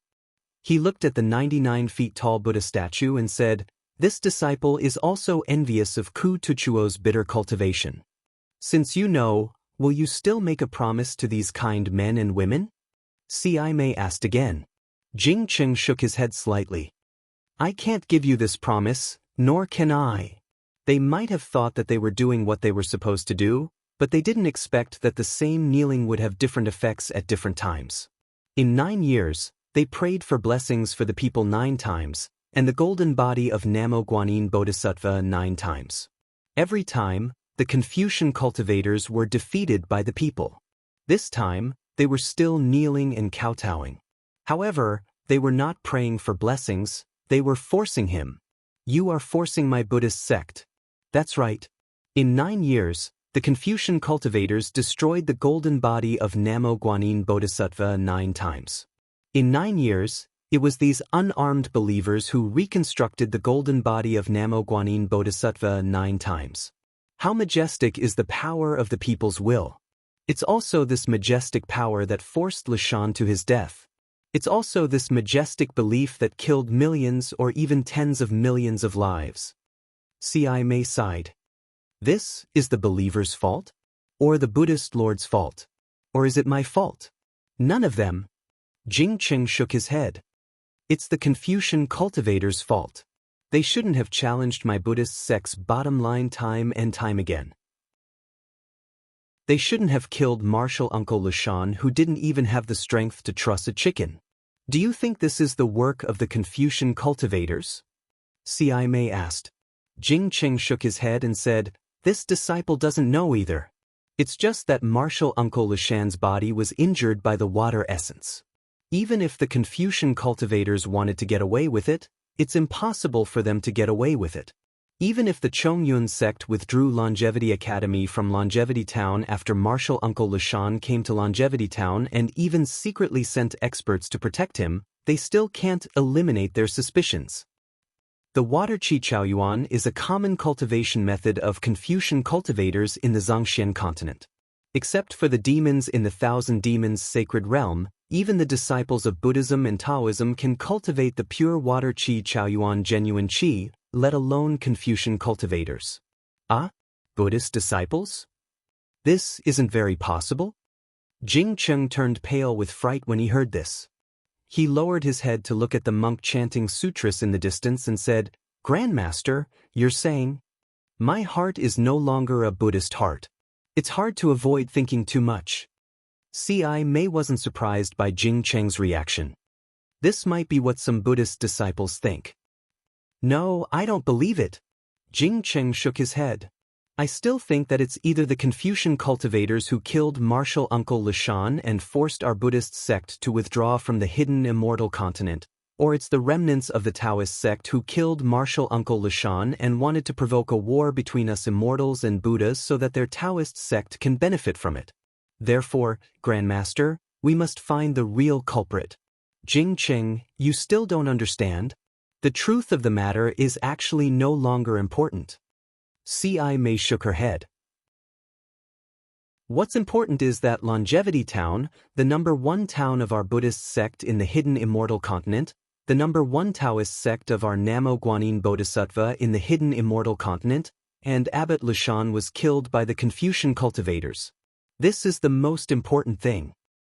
Grandmaster, what do you mean? Jingqing's face suddenly turned ashen. He seemed to have thought of something and cried out in surprise. Swoosh! At this moment, a Buddhist light flashed in the distant sky, and a Buddhist document fell in front of C.I. Mei. C.I. Mei reached out and scanned it with her Buddhist awareness. Her calm face slightly frowned and relaxed. She put the Buddhist document into her monk robe and said faintly, 10 days ago, the Yu Province Confucian cultivator Shui Song State was destroyed by the Buddhist sect's Ji State. 253,000 people died. The Ho State was destroyed by the Confucian sect's Sun State and the Taoist sect's Yong State. 510,000 people died. 510,000 people? Jing Cheng was shocked. How could there be so many?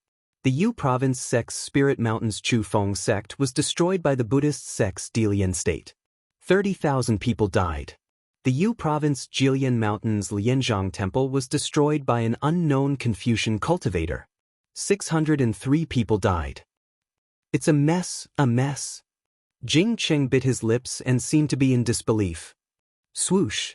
Before Jing Cheng finished speaking, several Buddhist lights flew from all directions to C.I. Mei's hand as if they had agreed beforehand. The Jing Province's Chu family destroyed the Wind and Rain Temple. The Buddhist sect's Ji State captured the Confucian sect's Ming State and the Mingji State. The death toll is unknown. The Duanmu family sent an emissary with the family head's order to command the Yu Province and the Liang Province's Confucian State to destroy the nearby Buddhist state. The monks of the Ji Province's Xiaolin Temple, Linjiang Temple, and Great Pine Temple died suddenly. The Jing Mountain Sect, Yunfeng Sect, and Jilin Academy's defenses were also broken by an unknown force. The death toll is uncountable. The three Buddhist states of Gun Province, the Xiangbai State, the Pure Moon State, and the Lianxin State, the Qing Province's Jiyun Temple, and the Cheng State have sent soldier monks to reinforce our Rivertide Temple and resist the Confucian cultivators together. C.I. Mei took the Buddhist archives, scanned them with her Buddhist awareness, and read them one by one. Every time she read a message, Jing Cheng's body trembled. In the end, he couldn't help but say, "Grandmaster, aren't they causing trouble? Don't they know this is strange? Don't they know the seriousness of this matter?" The first town of the Buddhist state. This is also the first golden Buddha statue on the hidden immortal continent. C.I. Mei put away the Buddhist archives and said with a sigh, "These Buddhas and Buddhist states, whether they have the intention or not, they can't not come. There must be some truth and some lies in these messages." Jing Cheng suddenly said in a low voice, "Maybe Grandmaster can find the culprit." C.I. Mei asked in reply, "If you did this, would you still draw legs on a snake?" Jing Cheng was speechless. Swoosh. Suddenly, another Buddhist light flew from afar. However, this Buddhist archive didn't land in front of C.I. Mei, but in Jing Cheng's hand. Jing Cheng didn't dare to be negligent. He hastily grabbed it and scanned it with his Buddhist awareness. His expression immediately changed again, and he hurriedly sent it to C.I. Mei's hand while shouting, "Grandmaster, the 10 Confucian states of Yu Province have jointly sent 1,000,000 troops to besiege our longevity town. They're preparing to forcibly disperse the believers and topple the golden body of Guan Yin Bodhisattva." C.I. Mei was also shocked when she saw this. They really dare to make a move. That's right, Grandmaster. What does the Buddhist Lord plan to do? Jing Cheng asked. C.I. Mei smiled bitterly and said, "How can I know what the Buddha's plan is? I'm afraid that even the immortal palace of Confucian cultivators doesn't know, right?" Woo! At this moment, a violent explosion suddenly sounded in the distant sky.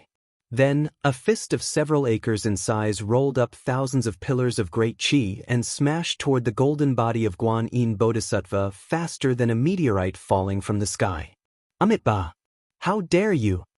C.I. Mei chanted the name of Buddha, and the Buddhist light flashed around her body. She slapped her forehead and her psyche power rushed out. The Buddhist light rushed into the sky like rolling clouds and condensed into the shape of a huge lotus. This lotus was several acres in size, and there were hundreds of tiny heavenly dragons swimming in it. Layers of Sanskrit characters gushed out with the heavenly dragons, and in the void shrouded by the lotus, chanting came out. Boom! The fist landed on the lotus. The light of Buddha was annihilated and turned into rolling inscriptions. The fist was also penetrated by the light of Buddha and turned into thousands of inscriptions. The huge airwave not only lifted the silk cloth outside the golden body of Guanyin Bodhisattva, but also blew tens of thousands of devotees in the vicinity of Jiangchao Ridge to the ground. Ci Mei's body swayed slightly, and a touch of red flashed across her forehead. "Ha, Ci Mei, you're just SOS." An arrogant voice sounded, "This is just a little warning from me. I won't take your life today. However, I heard that your Nirvana world has sent Buddhist generals and soldier monks to the immortal town. Today, I'll tell you one thing. If any of them set foot in the immortal town, I'll wash the Jiangchao temple with blood. I'll kill tens of thousands of your believers." Chapter 38:19. Amitabha. Ci Mei didn't show any weakness. She chanted Buddha's name and used lion's roar. "I have no attachment to life and no worries about death. My Buddha is from the heart to the heavens. Today, my Jiangchao temple will be cleansed and your Duanmu family will be destroyed. Haha, then we'll wait and see." That arrogant voice laughed loudly and flew away like a whirlwind. "Duanmu family?" Jingqing trembled slightly and cried out in surprise, "Why would a secondary rank 1 scholarly family appear now? Is this the Duanmu family's patriarch?" "It's not Duanmu Tianji." Ci Mei's face was somewhat pale as she said softly, "Duanmu Lianheng, a disciple of the Duanmu family who has the highest chance of becoming a literary saint." "Literary saint?" Jingqing didn't know what to say. Looking at the abnormally embarrassed monks and believers around him, he said softly, "What about these believers who came to pray? Persuade them to leave." At this moment, Ci Mei also made up her mind. "They can only force us here. It's enough that they have the heart." "But..." Jingqing smiled bitterly. "I heard that the Buddhist believers of the hidden immortal continent's 9 prefectures are also coming to my Jiangchao temple. How can we stop them? Even these believers? I feel that we might not be able to persuade them to leave." "If they don't leave," Ci Mei bit her lips and said softly, "then it'll be a great war between immortals and Buddhas." Just as Ci Mei finished speaking, an earth-shattering sword cry sounded from the direction Duanmu Lianheng flew away from. It couldn't help but cover Ci Mei's words. Even the chanting of the tens of thousands of monks and the sound of the wooden fish bell were annihilated. Tens of thousands of believers couldn't help but cover their ears with their hands, and a painful expression appeared on their faces. Ci Mei looked up in shock. She saw a giant sword in the sky that was like a flying immortal, flashing with extremely dazzling sword brilliance. It swept up in almost unparalleled power and fell towards the golden body of Guanyin Bodhisattva beside her. The sound of the sword chime also shook the sky with the sound of thunder. Woo woo woo. Following the appearance of the sword light, a dozen powerful wills suddenly appeared around Jiangchao Ridge. As soon as these wills appeared, they immediately stirred up powerful winds and tornadoes. All the wills flew in all directions. Ci Mei was shocked. Not only was she shocked by the shocking sword, but she was also shocked by the consciousness hidden in the surroundings. Needless to say, it must be the consciousness of those strong Confucian cultivators, and it must be the doing of the strong cultivators who paid attention to the river and tide temple. She had been here for so long, but she did not notice it. Although she did not know whether they knew who killed kindness, but what she had just said. However, Ci Mei didn't have time to think too much about it. The style of that sword was truly dazzling, and the ferocity of that sword was truly arrogant. Everyone's heart gave birth to a kind of reverence and a kind of fear. It was as if they were ants under this sword light. Amitabha. Ci Mei's eyes were filled with determination. The light of Buddha appeared under her feet, and the light of Buddha surged around her. As Ci Mei flew up into the sky, the light of Buddha flickered, and Ci Mei's transcendence golden body grew bigger. A huge lotus, even more compassionate than before, went to meet the sword light. "Grandmaster?" Beside her, Jingqing was shocked. Even with his cultivation, he could see that Ci Mei was no match for this sword light. If she flew out this time, Ci Mei had no other choice but to fall into the cycle of reincarnation. Amitabha. C.I. May's light of Buddha was almost annihilated by the sword light. However, just as she was about to die, another Buddhist chant resounded through the sky. This Buddhist chant was unusually compassionate. When people heard it, they immediately felt an indescribable vicissitudes of life. Then, thousands of flowers bloomed in the sky above C.I. May. Under each flower, there was a heavenly dragon supporting it, and beside each flower, there were fairies dancing. Within each flower, there were countless Buddhist scriptures being chanted.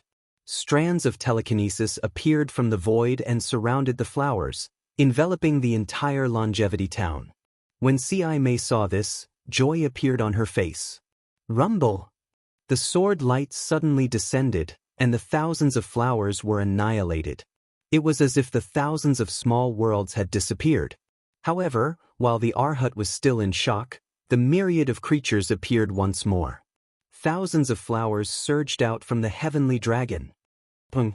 The sword light shone brightly and sank into the flowers in a few breaths of time. The light on the sword light turned into thousands of tiny child bodies. The child bodies spat out sword light and killed the heavenly dragon under the flowers. Roar! A loud dragon roar suddenly came from the flowers again. 9 dragon bodies rushed out and instantly turned into 10,000 feet long dragons that pounced at the flying sword with their fangs bared and claws brandished. Boom! Countless fireflies flew out and waves of impact spread out in all directions. However, because the Longevity town was protected by the flowers, it wasn't damaged at all. Amidst the explosion, a squarish flying sword was revealed. This flying sword looked ordinary, but the almost edgeless flying sword gave off an awe-inspiring majesty that made people tremble in fear. Under the flying sword, the 9 dragons also disappeared. A 9-dragon staff flashed with treasure light. The treasure light swayed as if it was filled with mercy. Amitabha! A faint Buddhist chant shook the sky. A bright Buddhist cloud appeared from where the staff came from and slowly flew over. Before the Buddhist cloud got close, a faint voice sneered. The Buddha kingdom's new Manjushri Bodhisattva actually came to my burial immortal continent. It really is my burial immortal continent's fortune. Since it's Manjushri Bodhisattva, this old man will give you face and see how your Thunder Sound temple handles this matter. If it's not to my liking, this old man will come back and cut down your golden Buddha statue. With that, the sword turned into a rainbow and flew away. The source of the voice was covered in white clouds, making it impossible to see who it was. Amitabha, thank you Sandalwood. The sword left and the Bodhisattva came. A faint voice came from the Buddhist light. From where the Buddhist cloud came from, a Manjushri Bodhisattva rode on a green lion. He had a green lotus in his left hand and a treasure sword in his right hand. Looking at the Buddha's light behind Manjushri's head condensing into a mirror, and the power of faith flowing like a river, C.I. May felt a stabbing pain in her heart for no reason. He knew in his heart that even if C.I. Hui was only in the state of bright eye before achieving fruition, as a bodhisattva, C.I. Hui could use the Buddha's light and the power of faith of hundreds of millions of believers with the help of the Buddha's fruit behind her head. Even the power of faith accumulated in her previous life could be used in this life. This was the true power of bodhisattva. C.I. May didn't dare to be negligent. He quickly knelt in the air and chanted, Disciple C.I. May greets Manjushri Bodhisattva. Get up. Manjushri Bodhisattva came down from the green lion and waved his hand. The 9-dragon staff fell into his hand and turned into an ordinary staff. Thank you Bodhisattva. C.I. May got up and said in a low voice, Disciple sent a Buddhist letter to Leiyin Temple before coming to Jiangchao Temple. Disciple didn't expect Bodhisattva to come to Longevity Town so quickly. What Buddhist message did Buddha send? Well, Manjushri Bodhisattva was a little embarrassed. He then said frankly, I came under Buddha's Buddhist message. But this message has nothing to do with Longevity Town. I just saw that Jiangchao Temple was in a critical situation. I couldn't bear to see Guanyin Bodhisattva's golden body suffer, so I helped. Ah? C.I. May was stunned. He looked at Manjushri Bodhisattva in disbelief. He really didn't understand why Bodhisattva who wouldn't leave Leiyin Temple would suddenly come to hidden immortal continent. Was there something more important than Longevity Town and Guanyin Bodhisattva's golden body? Was there something more important than the war between immortals and Buddhas? There were still many things that C.I. May didn't know. In the most southwest of the hidden immortal continent, close to the East Sea, a huge storm had just passed through the gloomy sky. The sky seemed to have been trampled by thousands of black horses. Between the layers of clouds, the glaring sunlight streaked through the gaps and shone on the roaring waves on the coast of the East Sea. The waves were like beautiful flowers. In the sea of flowers, a wooden plank that looked like a boat broke through the waves. There were two people standing on the log. The one in front was a young monk who looked to be about 17 or 18 years old. The monk had red lips and white teeth, giving him an indescribably handsome appearance. However, his bald head and moon-white monk robes made the monk's temperament seem otherworldly. Not only was he handsome, his pair of bright eyes shone brighter than the stars in the night sky. These starry eyes revealed an incomparable benevolence and indescribable vicissitudes. Behind the monk, there was a stooped boatman holding a worn-out oar and rowing weakly. The boatman was wearing a straw hat. Occasionally, he would raise his head and look at the monk's back. But every time, the boatman's eyes would be filled with puzzlement. About a few miles behind the log they were sitting on, there were bits of wood, ropes, and cloth scattered all over the place, as if a huge ship had just met with danger in the waves. Not long after, the plank reached the shore. The monk jumped down from the plank and stood steadily in the water. He then turned around and said in a low voice, "Amitba, boatman, this poor monk will help you down the boat." The boatman threw away the oar and walked over with difficulty. The monk carefully supported the boatman and helped him to the shore. Then he respectfully clasped his hands and bowed. "This little monk thanks Sandalwood. If it wasn't for Sandalwood, this little monk would have been buried in the fish's stomach like the others." "You're welcome." The boatman waved his hand. His voice was a bit high-pitched, "But I don't know why this little monk didn't cultivate in the Pure Land world. Why did you come to the hidden immortal continent from the Pure Land world? What plans do you have in the future?" "Sandalwood is wrong." The monk smiled. "As long as you have Buddha in your heart, you can cultivate anywhere. Whether it is the Pure Land world or the hidden immortal continent. This poor monk wants to go to Longevity Town. Sandalwood's ship has been destroyed. I don't know what plans you have. Unfortunately, this poor monk is penniless and can't help Sandalwood. How about Sandalwood follow this poor monk to Longevity Town? Maybe this poor monk can ask the temple in Longevity Town to help Sandalwood." Chapter 38:20. Hee, little monk, you don't have to worry about my matters. I have my own place to settle down. Who knows where your Longevity Town is? You, a little monk, can go there to beg for alms, but how can I go there? Do I have to walk there with you? The boatman waves his hand and says, "Let's bid farewell here. Amitba, Tanyue is right, this poor monk thanks Tanyue." The monk bows, but then he seems to have thought of something and hurriedly says, "Oh right, Tanyue, if you go to the Pure Land world again, you can go to the Jinshan temple beside the Qin River. This poor monk is a monk there. You already know this poor monk's dharma name, it is Chuanzong. This poor monk has a junior named Mingxin. He will give Tanyue some compensation." "Alright, little monk. This old man already knows. Go quickly."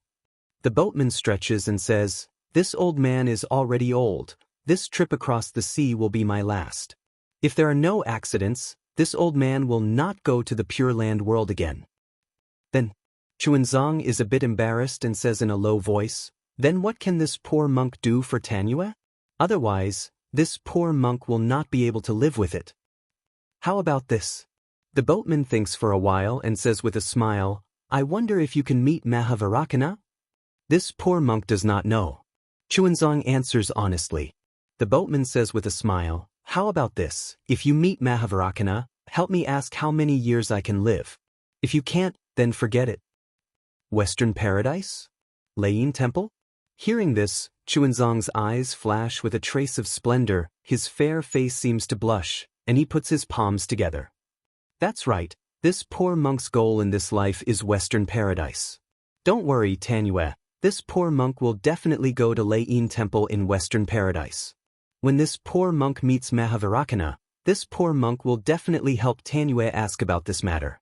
However, what is Tanyue's name? How should this poor monk tell the revered one? Just say that you are a fisherman on the river. The boatman turns his eyes and answers, Mahavairakana has searched all 3 continents. He must know this old man. Chuanzong nodded. I will remember. Old Tanyue, take care. After saying that, Chunzong put his palms together and bowed. He looked at the direction and walked away step by step. His footsteps were firm, and his figure was vigorous, as if he had been walking for hundreds of years. When Chunzong was far away, the boatman's body flashed and revealed the appearance of an ape. However, this ape was wearing chainmail and held a magic staff in his hand. He looked very mighty. Wasn't this the fire ape Yuan Tongtian? Strange. Yuan Tongtian looked at the almost invisible Chuanzong and asked in confusion, why does Master want me to protect this monk? It was really unreasonable. Furthermore, this monk did not have the slightest bit of Buddhist cultivation. He could not even take a single step forward. From the western land of ultimate bliss to the hidden immortal continent, he had to rely on the sea boat alone. If it wasn't for my protection on the sea boat, this monk would have already been fed to the fishes. Why did he come to the longevity town of the hidden immortal continent instead of cultivating in the Jinshan temple? Also, the so-called Western Paradise, Lei Temple, isn't it in the Pure Land world? Even I, who is not a monk, know about it. Why doesn't this little monk know about it? Isn't he going to the Lei Temple in the Pure Land world? Why did he come to the hidden immortal continent? Sigh, forget it, forget it. Master has given me a new life. Master told me to protect him. I will protect him. As long as I didn't find the wrong person. Yuan Tongtian scratched his ears and cheeks for a moment. He gritted his teeth and rushed into the air. From afar, he watched Chuanzong walk step by step into the depths of the hidden immortal continent. Isn't this Chuanzong the Jiang lure that Xiaohua brought from the Xiaoyu continent to the western land of ultimate bliss? Chuanzong naturally came to the hidden immortal continent because of the Buddhist edict from the Lei Temple. However, as for the Western Paradise, is it the Lei Temple in the Pure Land world? Or is it the Western Paradise in Xiaohua's space? That is not something that Chuanzong can distinguish. Even more so, it is not something that Yuan Tongtian can know. Who knows when Chuanzong will be able to find it? After walking for half a day, Chuanzong saw a fishing village in front of him. A net that was more than 10 zhang long was hung on a wooden frame to dry. A few fishermen were lying on the hillside basking in the sun while a few fisherwomen were repairing the net. Chuanzong licked his somewhat dry lips. He quickened his pace and walked forward. Before he could get close, a group of children playing on the hillside on the left saw him. A few timid ones quickly ran back to the adults. The remaining bold ones quickly ran down the hillside and stared at Chuanzong from afar. They looked at his monk robe and bald head. Little monk, you came from the Western Paradise? A fisherwoman not far from Chuanzong raised her head. Her hands did not stop working as she shouted again. Amitba. Chuanzong respectfully saluted and said, this poor monk came from the Jinshan temple in the Pure Land world. I want to go to the immortal town in the Shi country of Yu province. This poor monk encountered a tsunami on the East Sea. Right now my mouth is thirsty. Can I ask benefactress to give me a bowl of water to drink? Hee little monk, you are so soft and tender. You actually crossed the ocean. When the fisherwoman heard that Chuanzong really came from the Western Paradise, she was not surprised. She smiled and said, the tsunami a few days ago was indeed rare. In this small village, 4 people were killed. However, for a Buddhist expert like this little monk, it is nothing. Speaking of this, the fisherwoman suddenly woke up. She asked in surprise, little monk, what did you say? You want to drink water? You monks with great magical powers, still need to drink water? In this fisherwoman's view, which monk who came from the Western Paradise to the hidden immortal continent did not fly over the fisherman and fisherwoman's head? Which one of them would come to this small fishing village? Even if there were monks who would come to ask for directions, who would come step by step? Who would ask for water to drink? This poor monk specializes in chanting Buddhist scriptures. I don't know Buddhist magical powers. I have a mortal body. Of course, I know that I am thirsty. Chuanzong's expression did not change. He replied with a smile. When the fisherwoman heard this, her eyes were immediately filled with respect. No one knew the dangers of the Eastern Sea better than them who made a living in the sea. Chuanzong, a mortal, actually came from the Western paradise to the hidden immortal continent. Ordinary people could not imagine the hardships he experienced. Amitabha, the fisherwoman, also said the name of Buddha. She hurriedly put down the work in her hand, squatted down, and took out a small black porcelain jar from the side of a stone. She took off the small bowl covering the jar, pulled a cloth from her head and carefully wiped it. She poured a bowl of water in front of Chuanzong and said respectfully, "This monk is also an eminent monk. Please drink." "Thank you, benefactress." Chuanzong hurriedly took it over and drank it slowly, without spilling a single drop of water on the table. When Chuanzong returned the small bowl, he asked again, "Benefactress, this poor monk also wants to ask, how far is Yuzhou from here? Is this poor monk going in the right direction?" The fisherwoman was very hesitant and said embarrassedly, "This servant only knows that this place is the border of Yangzhou. This servant does not know where Yuzhou is." At this point, the fisherwoman hurriedly called out to the several children beside her, "Second fish, third fish, quickly go and call your father." "Yes, mother." The two children who looked very strong responded cheerfully and ran to the hillside. They also called out, "Father, father." The two children ran away, and the other children also ran away. "Master, drink some more water." The fisherwoman finally thought of a title and hurriedly picked up the jar again. "Thank you, benefactress." Chuanzong licked his dry lips and said with a nod. Not long after, a man with a naked upper body and clothes hanging on his waist quickly walked over. He looked at Chuanzong with vigilance and then asked in surprise, "Second fish's mother, what's the matter?" "His father." The fisherwoman rebuked, "Quickly put on your clothes. This is an eminent monk from the Western paradise. He wants to ask how to get to Yuzhou. Just fly in that direction." The man pointed with his finger without hesitation. "His father. He's asking how to get there." The fisherwoman poked the man and reminded him. The man was stunned. He looked up and down at Chuanzong and asked curiously, "Since the master can fly, why do you want to walk?" The fisherwoman hurriedly said, "This master is different from the previous ones. He can't fly. He wants to walk to Yuzhou." The man was like a cat whose tail was stepped on. He almost jumped up and said in surprise, "You want to walk to Yuzhou? This place is less than 100,000 miles away from Yuzhou? Won't you have to walk for 8 to 10 years? The man naturally did not walk too far. Naturally, he did not know how long it would take to walk to Yuzhou. His words could only be guessed. However, when Chuanzong heard this, he smiled and still put his palms together and said, "Amitabha, no matter how far it is, this poor monk will go. This is my Buddha's decree." Amitabha. Chuanzong had a kind of infectious power. It was a kind of propaganda that came from the inside out. Regardless of whether it was his actions or words, they were filled with a kind of heavy dharma. People could not help but feel respect and worship in their hearts.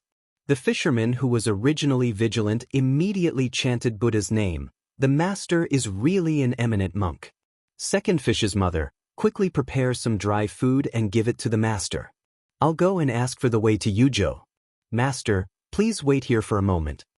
"Thank you, benefactors. Just ask for the way. There's no need to prepare any dry food. This poor monk can just ask for alms wherever he goes." Chuanzong said amiably, "That won't do."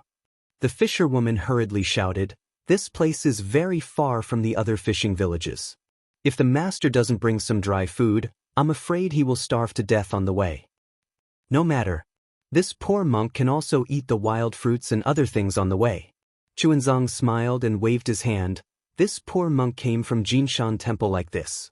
When they heard that Chuanzong came to hidden immortal continent by eating wild fruits, the two fishermen's hearts softened. The fisherman waved his hand domineeringly and said, "Master, if you don't take this dry food, I won't ask for directions for you." How about I send you to Yuzhou? Chapter 38:21. That's right. The fisherwoman agreed with her husband's statement and said, threateningly, if you don't bring these dry rations, I will never let you go. Amitba, thank you two benefactors. Chunzong smiled slightly, really radiating Buddha light. He put his palms together and thanked them. The two fishermen went away happily. Alas, this little monk is really strange. In the distance, Yuan Tongtian shook his head helplessly. What Chunzong said was what he saw with his own eyes. This Chunzong really ate wild fruits, drank spring water, and walked step by step from Xinjiang to the South Sea, then from the South Sea to the East Sea to the Tibetan Immortal Continent. Of course, since Yuan Tongtian wanted to protect Chunzong, he would not really let him starve to death. At the most critical moment, Yuan Tongtian would also let Chunzong, accidentally, find some wild fruits to fill his stomach, but Yuan Tongtian absolutely did not dare to do it because he knew that although Chunzong did not have the cultivation of Buddhism, as long as he slacked off a little, he would definitely be discovered by him. This strange behavior is really comparable to masters.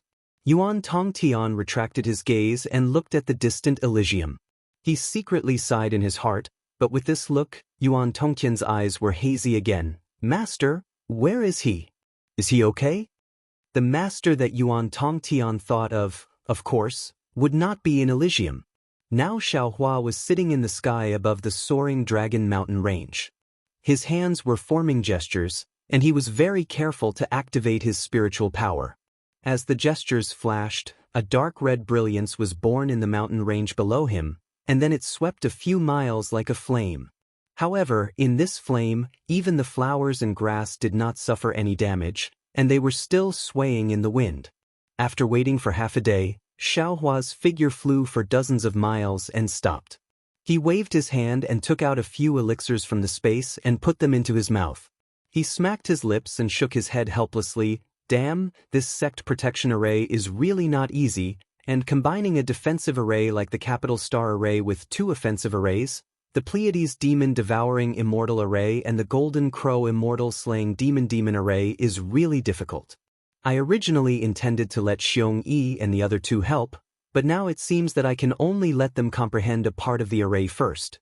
With their current cultivation, it is already good that they can freely control it. This Xiao is destined to be exhausted. Speaking up to here, Xiaohua looked towards the direction of the country of Xi and muttered to himself, I wonder what's happening over there. However, what does it have to do with this Xiao whether they are in chaos or not? If I release my divine sense, I will be able to see it. But once I release my divine sense, it will immediately be seen by others. Why would they come looking for trouble for no reason? Why don't we just set up camp here and enjoy ourselves? That day, when Xiong Yi said that Longevity Town's master Liaoshan was killed by a Confucian cultivator, Xiaohua immediately thought of the Sword Dao battle on Dawn Rain Continent. The current situation in Longevity Town was so similar to the situation before the Sword Dao battle on Dawn Rain Continent. How could Xiaohua possibly visit a place where a few words could ignite a fire? He turned around and flew to the soaring Dragon Mountain range with Xiong Yi. While observing the soaring Dragon Mountain range, he thought about how to set up the sect protecting formation. At the same time, he urged the Black Bear Spirit and the others to quickly move the Black Wind Ridges belongings to the soaring Dragon Mountain range. He knew better than anyone that if the Immortal Palace made trouble, his Black Wind Ridge would definitely bear the brunt. After all, he was the culprit of the Yaotai Mountain. However, he didn't know if the situation in Longevity Town was too sensitive, or if the Immortal Palace didn't think of attacking Black Wind Ridge, which was not too far away from Longevity Town, or if the Immortal Palace didn't realize that Xiaohua was the culprit.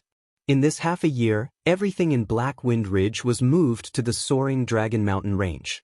Moreover, Xiaohua spent a lot of effort to gradually set up the Capital Star Array that he had successfully comprehended, as well as the Pleiades Demon Devouring Immortal Array and the Golden Crow Immortal Slaying Demon Array that he had comprehended. However, he didn't see half a shadow of the Immortal Palace's immortal soldiers and immortal generals, nor did he receive any other special information. Under Xiaohua's soul technique, The immortal palace that had been patrolling Black Wind Ridge didn't notice anything strange about Black Wind Ridge. In order to not alert the immortal palace, Xiao Huan never bothered to send messages to them. Presumably, this was one of the reasons. Master. While Xiao Hua was resting, Imperial Prince Lan flew over from afar and bowed. You've worked hard. Then, Xiao Hua nodded. If you don't want this old man to work hard, you all should hurry up and comprehend the array and help me set it up. Master. Imperial Prince Lan smiled bitterly at first, then said with a flattering smile, it's not that this disciple doesn't want to help Master. It's just that Master's array is truly wondrous. Even little junior brother can't comprehend it. It's better for this disciple to assist Master. The little junior brother that Imperial Prince Lan spoke of was naturally Fujiwen. Fujiwen's array Dao was relatively profound, but if he were to comprehend the array formed by the 3 innate divine restrictions, it would be beyond his cultivation and knowledge. In fact, not to mention Fujiwen, even the Gongshu family's lass could only stand at the side and give pointers. If she were to help Xiao Hua set up the array, she would also be unable to do so. You still need to cultivate more. Xiao Hua said helplessly. This array Dao will be part of my Fortune Gates lineage in the future. Yes, this disciple understands. Hearing this, Imperial Prince Lan's heart was filled with admiration. The longer he followed Xiao Hua, the more he felt that Xiao Hua's cultivation was unfathomable. It could even be said that Xiao Hua was omnipotent. What smithing, what alchemy, what array Dao. Every single one of them was a breath of fresh air to Imperial Prince Lan. They were all out of his reach. This array Dao will be managed by little junior brother in the future. This disciple will depend on his own luck. There is no jealousy in your heart.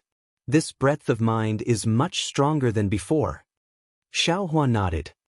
Just based on this breadth of mind, this old man's teaching of you was not in vain. Yes, Master. Imperial Prince Lan straightened his face and said, Master said that to become an immortal, this disciple remembers clearly. Only with Master's breadth of mind can this disciple be worthy of being Master's disciple. This flattery, Master is gratified. Xiao Hua suddenly said such a sentence, making His Highness Lan stare blankly for a moment. Then with a slightly embarrassed smile, he said, Disciple came today to inform Master that everything in the Black Wind Mountain Range has already been transferred to the Soaring Dragon Mountain Range. He Xiong asked this disciple to inform Master that there are too many origin stone veins underground. Not to mention the ones we have yet to excavate, just the ones we have are enough to mine for several years. This disciple has tried various methods, but none of them are ideal and can't speed up the progress. This disciple asks Master to make a decision. So it's like this. Xiao Hua pondered for a moment and said, when you return to the Black Wind Ridge, tell He Xiong and the others to come to the Soaring Dragon Mountain Range. You don't need to worry about the origin stone veins anymore. Yes, Master. Imperial Prince Lan added, also, recently, some Confucian cultivators have come to harass my Black Wind Ridge. Then let them be. Xiao Hua smiled and said, they are just some clowns, no need to pay attention to them. Also, there is news from the Longevity Town. Some Confucian cultivator family wanted to topple the Buddha statue on the Jiangqiao Ridge, but the Buddhist sect's Manjushri Bodhisattva appeared and scared them away. Many believers rushed to the Longevity Town, wanting to see the true face of the Bodhisattva. Oh? He came to the hidden immortal continent? Xiao Hua smiled and thought of the little monk Ci Hui. Master, you know this Manjushri Bodhisattva? Imperial Prince Lan was slightly stunned and asked probingly. He is a bodhisattva from the Leiyin Temple. I know him, but he might not know me. Xiao Hua smiled and said, I only saw him before he attained enlightenment. Who is this Buddhist sect's Manjushri Bodhisattva? Imperial Prince Lan smiled and said, this is the first time disciple has heard of him. Manjushri Bodhisattva is indeed Manjushri Bodhisattva. Xiao Hua replied, since attaining enlightenment is separated from the secular world, if I mention the past again, it would be disrespectful to him. Alright, disciple won't ask any more. Imperial Prince Lan knew that Xiao Hua was unwilling to answer, so he smiled and said, Also, there are two very important news, Xiong Yi's senior brother asked disciple to tell master. There are actually two? Xiao Hua said with a smile. Yes, the first is that Jiasa was destroyed. Imperial Prince Lan's words were shocking. Xiao Hua was shocked. Destroyed by who? Master did not pay attention to this recently. Such a big thing happened near my Black Wind Ridge? Naturally, it was Bronze Pillar Country, Gu Country, and Jiming Country. Prince Lan explained, Master didn't make things difficult for the Bronze Pillar Kingdom. Although the Bronze Pillar Kingdom's national power had declined, its national strength was still there. The Bronze Pillar Kingdom joined forces with the Gu Kingdom and the Jiming Kingdom to destroy the Jasa Kingdom in one fell swoop under the banner of annihilating the Buddhism sect. Xiao Hua suddenly inhaled sharply, seeming to understand something. He looked at Imperial Prince Lan. What else did your senior brother say about Jiasa Country? Senior brother said that the national teacher of Jiasa Country is too powerful, and that Chongling Princess is also a strategist. They must have seen the difficulty of the Buddhist sect establishing a country in Yuzhou, and first planned to use Taoism to establish Jiang Country. Now, Jiasa Country has been destroyed as expected, but Jiang Country still exists. If the Chongling Princess is a descendant of Jiasa Country, then the present Jiang Country is the original people of Jiasa Country. It's just that it changed from the Buddhist sect establishing a country to the Taoist sect establishing a country. These people's thoughts are too complicated. Xiao Hua sighed. This old man can't do this kind of planning. What's the second matter? The second matter is that a Taoist country in Jing province that received the lot of the national teacher was just killed by the Immortal Palace. And this matter, this old man knows. Xiao Hua frowned slightly, and then asked, how did Xiong Yi know that the destroyed Taoist country was the one that received the lot of the national teacher? Master, our fortune gate has just been established, and does not have a mature source of information.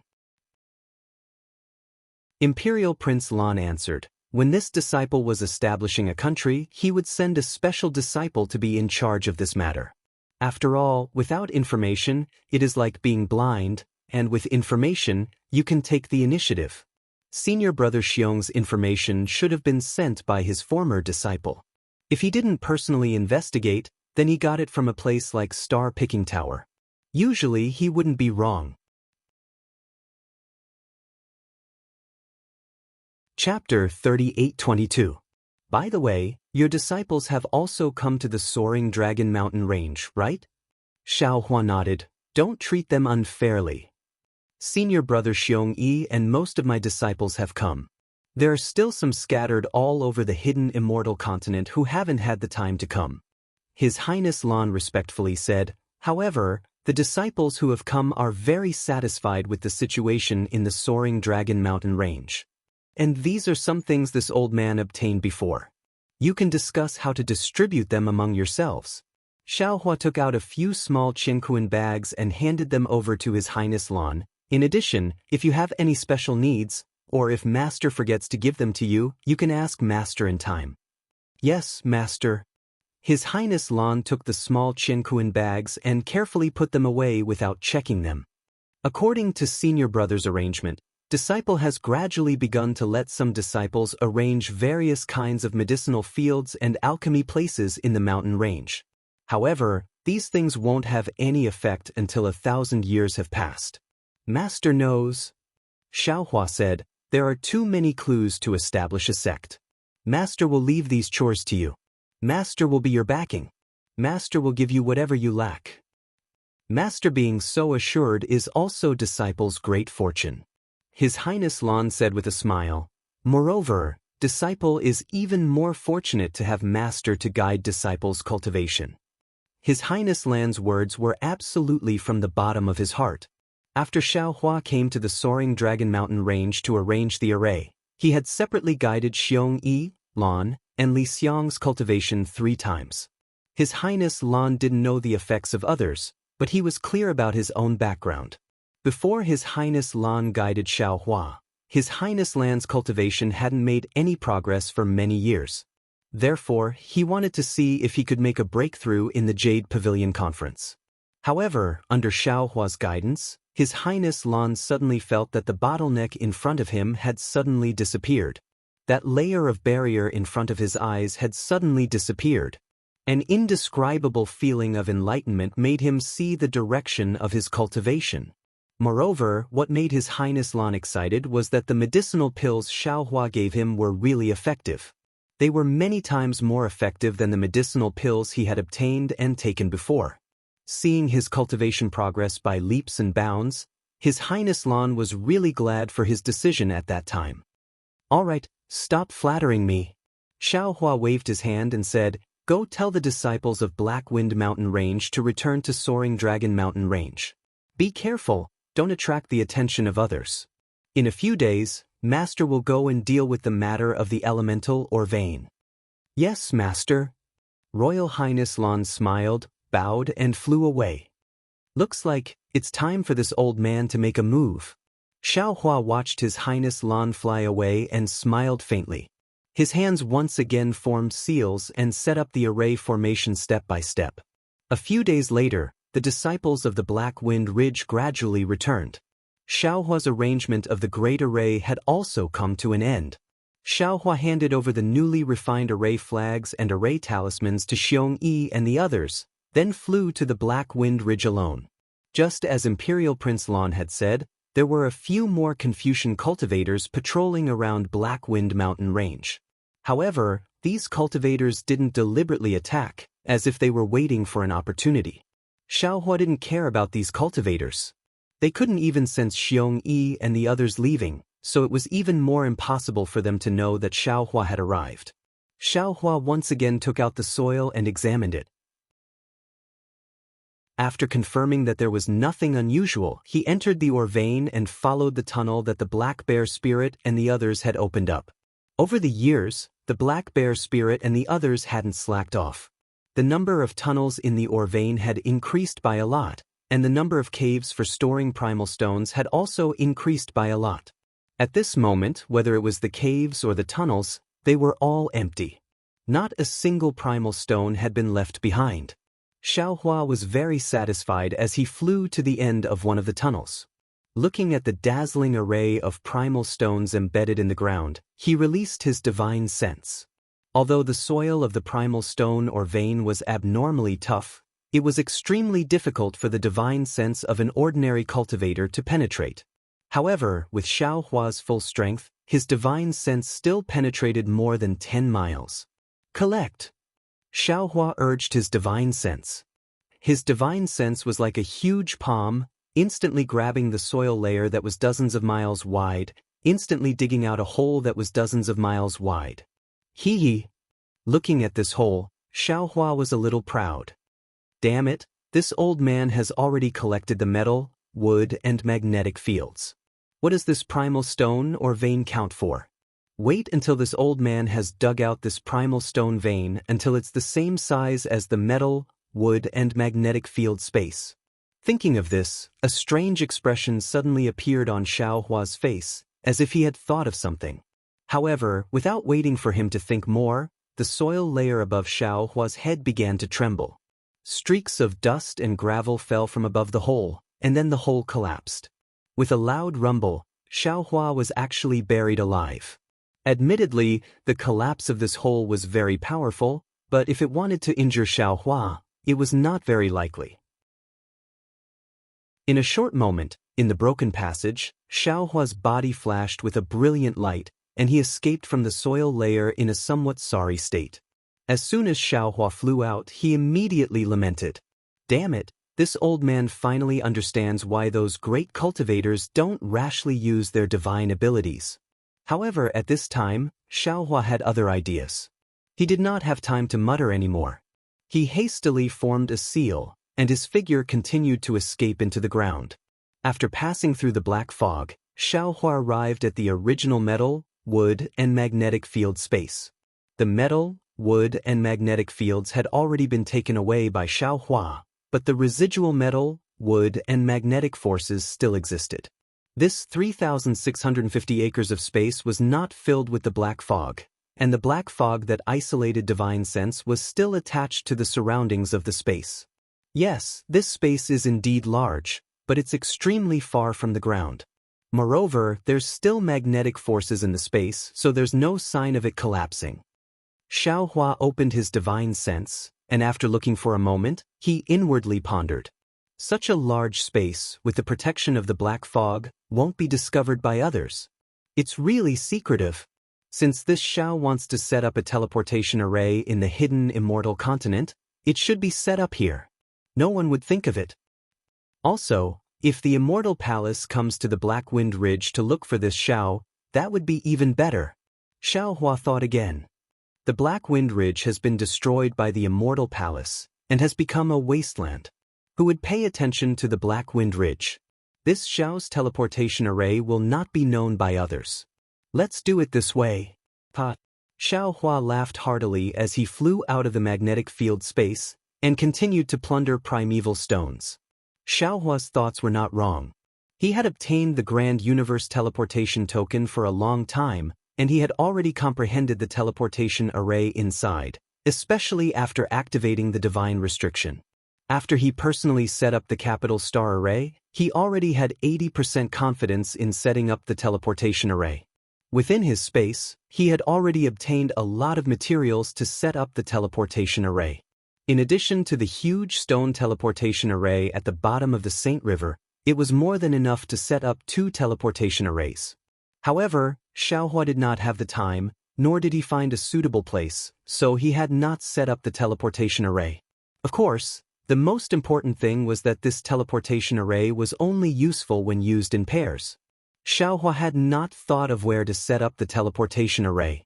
Even the divine sense mark he left behind on the snowy mountain in the Western Paradise was just to prepare for setting up the teleportation array. Now, if the teleportation array was really set up under the Black Wind Ridge, then the other end of the teleportation array should be at the snowy mountain in the Western Paradise. If Xiaohua wanted to set up the teleportation array, he would have to make a trip to the Western Paradise. Yes, I will first set up the teleportation array here, then this Xiao will make a trip to the Western Paradise and the Thousand Demons' Sacred Realm. This way, this Xiao will not have to spend too much time going to the other 2 places. Xiaohua thought as he used his mind to tidy up the primeval stone mine. This Grand Universe Teleportation Token, its origin is indeed mysterious, and the secrets within it are definitely strange. The Grand Universe Teleportation Token. It is far from what ordinary cultivators think. It is purely to reduce the pressure of the teleportation array. Not only does it have the array to set up the teleportation array, it can also record the location of the teleportation array that has already been set up and connect 2 or more teleportation arrays together. This kind of divine item, how could a devil general of the devil realm refine it? There is also Jianglur. After so many years, I wonder if he has already come out of the Nirvana realm. Presumably, not only has he grown up, his Buddhist cultivation is also astonishingly powerful, right? When this Xiao goes to the Western Paradise, I will still have to go to the Golden Mountain Temple to take a look. With the lesson of the collapse of the primeval stone mine, Xiaohua was already very careful when he collected the primeval stones again. Every time he collected the primeval stones, he did not collect as much as the first time, but the speed at which he released his mind and divine sense increased by a lot. Sometimes, when he saw that the shape of the primeval stone mine was different, he even increased the range of the primeval stones. As a result, Xiaohua became more familiar with the process, and the primeval stones in the primeval stone mine became fewer and fewer, just as Xiaohua was working hard to collect the primeval stones. In the sky above the 9 provinces of the hidden immortal continent, where the heavenly fire, wind, and thunder were rampant, several colorful clouds suddenly flashed. These clouds immediately blocked the surrounding heavenly fire, wind, and thunder. As the clouds surged, a belt of light twisted and entwined out. When the belt of light formed a straight passage in the astral wind high up in the sky, dozens of banners fluttered in the wind. A group of immortal soldiers dressed in bright armor, holding various weapons, or riding on auspicious clouds, flew out from this passage.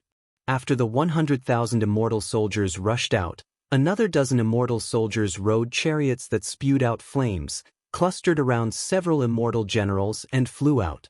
The immortal generals stood on the chariots, and their figures were blocked by the flames of the chariots, so their true faces could not be seen.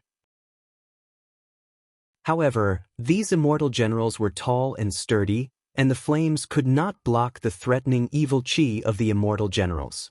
The chariots were also hung with war banners. Some of the war banners had Qingyun written on them, some had Sun Palace written on them, and some had Great General written on them. Although the handwriting on the war banners was different, each war banner surged with multicolored light. Streams of awe-inspiring chi came from the void and rushed into the war banners, and the big characters on them also showed incomparable majesty. Chapter 38-23. 100,000 immortal soldiers flew out of the light belt tunnel and immediately flew towards the heavenly fire wind lightning. When they left the astral wind, they quickly lined up again. Dozens of immortal soldiers rode on heavenly horses and scattered in all directions. More than 10 captains stood in front of them, welcoming the falling war chariot. Boom boom. The war chariot spat out flames and stopped above the group of immortal soldiers. From within the flames, a dignified voice sounded, "Is this place the U region?" Reporting to the great general. The captain of the immortal soldiers closest to the war chariot hurriedly replied, "I have already sent soldiers to investigate. There will be news soon." Yes, the hidden immortal continent is rather sensitive during this period of time. Although we are under the orders of the immortal palace and have nothing to do with the Buddhist sect, if this were to fall into the mouths of some people, it would be a weakness for them to attack us. The voice was very low and deep as it slowly came out. This Jiang country and Black Wind Ridge are extremely close to the immortal town. We should end the battle quickly and not delay the opportunity to leak the news. This subordinate understands. The immortal soldier hurriedly replied, "This subordinate will pass down the great general's order." After a short while, the immortal soldier that had gone to investigate returned with a message. The captain of the immortal soldiers hurriedly came to report, reporting to the great general, "This is the border between the Yu region and the Su province. It is not in the same direction as the immortal town." "All right, let's go." Just as the great general gave the order from within the flames, a sharp voice suddenly sounded out from another war chariot, "Lord True Monarch, after the Jiang country's cultivators obtained the imperial advisor's lot, they actually took such a long time to establish a country. There must be something fishy going on. Why don't you lead the army to destroy the Jiang country first, and I will head to the Black Wind Ridge to investigate." "Shut up." Without waiting for the voice to finish speaking, the great general's dignified voice shouted angrily, "How can you, the Hall of Enlightenment, dictate the orders of the army? Even if you want to investigate, you have to listen to this general's orders. My sons, we will split into 2 groups. Kwa Chong, you will bring your men and charge towards the Jiang country and exterminate this Taoist country. The rest of you, follow this general to the Black Wind Ridge and exterminate the remnants of the Tao sect." On a battlefield, flames soared into the sky. Amidst the flames, a 30-meter tall giant spirit immortal general, dressed in shining immortal armor and holding a Xianhua axe, shouted loudly, "This general, Kwa Chong, will definitely not disappoint the general and exterminate the Tao sect's Jiang country." With that, the immortal general named Kwa Chong drove the war chariot and led the tens of thousands of immortal soldiers down into the sky, disappearing without a trace. Sun Gang. Seeing that Kwa had rushed away, the great general in the flames said coldly, "Didn't you want to follow this true lord to find the whereabouts of the imperial tutor's lot? Why didn't you follow Kwa Chong to Jiang country?" Boom. The flames on the war chariot from which the sharp sound came just now were extinguished. Sun Gang's small figure appeared on the war chariot. "I'll let the great general know. Although the imperial preceptor's lot is recorded in the spiritual official hall and records the names and other information of the cultivators of the Jiang country's Jiandao Gate, my Hall of Enlightenment feels that it's unlikely that this cultivator, who is only in the Golden Core realm, would be able to obtain the imperial preceptor's lot from Mount Yaotai. That's why I came to the lower realm this time to find the person who truly obtained the imperial preceptor's lot. Furthermore, I don't think that I can get any information from the Jiang country. You're not afraid of death, are you? The great general's voice was filled with disdain. With Kwa Chang's ability, he can protect your safety no matter what. You don't have to be afraid. Sun Jian. Sun Gang's little face flushed red with anger, and he said angrily, don't think that just because you are the immortal emperor's personally conferred great general of the Sun Palace, true Lord Qin, you can look down on my hall of enlightenment. Don't think that just because I'm young, you can deceive me. The Jiang country is just a short distance away from the Black Wind Ridge. Why did you send the vanguard to the lower realms to suppress the Jiang country first, and not with him? Instead, you're dawdling here. Aren't you afraid that the Black Wind Ridge's evildoers will escape? With a cold snort, the Scarlet Sun war chariot did not change at all. Sun Jian's voice came out from inside. How can you call this true lord's name? If not for the 9th princess's face, this true lord would have killed you right here. Sun Gang jumped a few times on the war chariot, but he did not dare to say anything else. Sun Jian was right. Do you know what a little kid is? Sun Jian sneered on the war chariot and shouted again, everyone, send troops to the Black Wind Ridge. Tens of thousands of immortal soldiers accepted the order in a low voice and once again formed a formation and descended towards the Black Wind Ridge. Sun Gang, who was on the war chariot, bit his lips and followed Sun Jian to the Black Wind Ridge.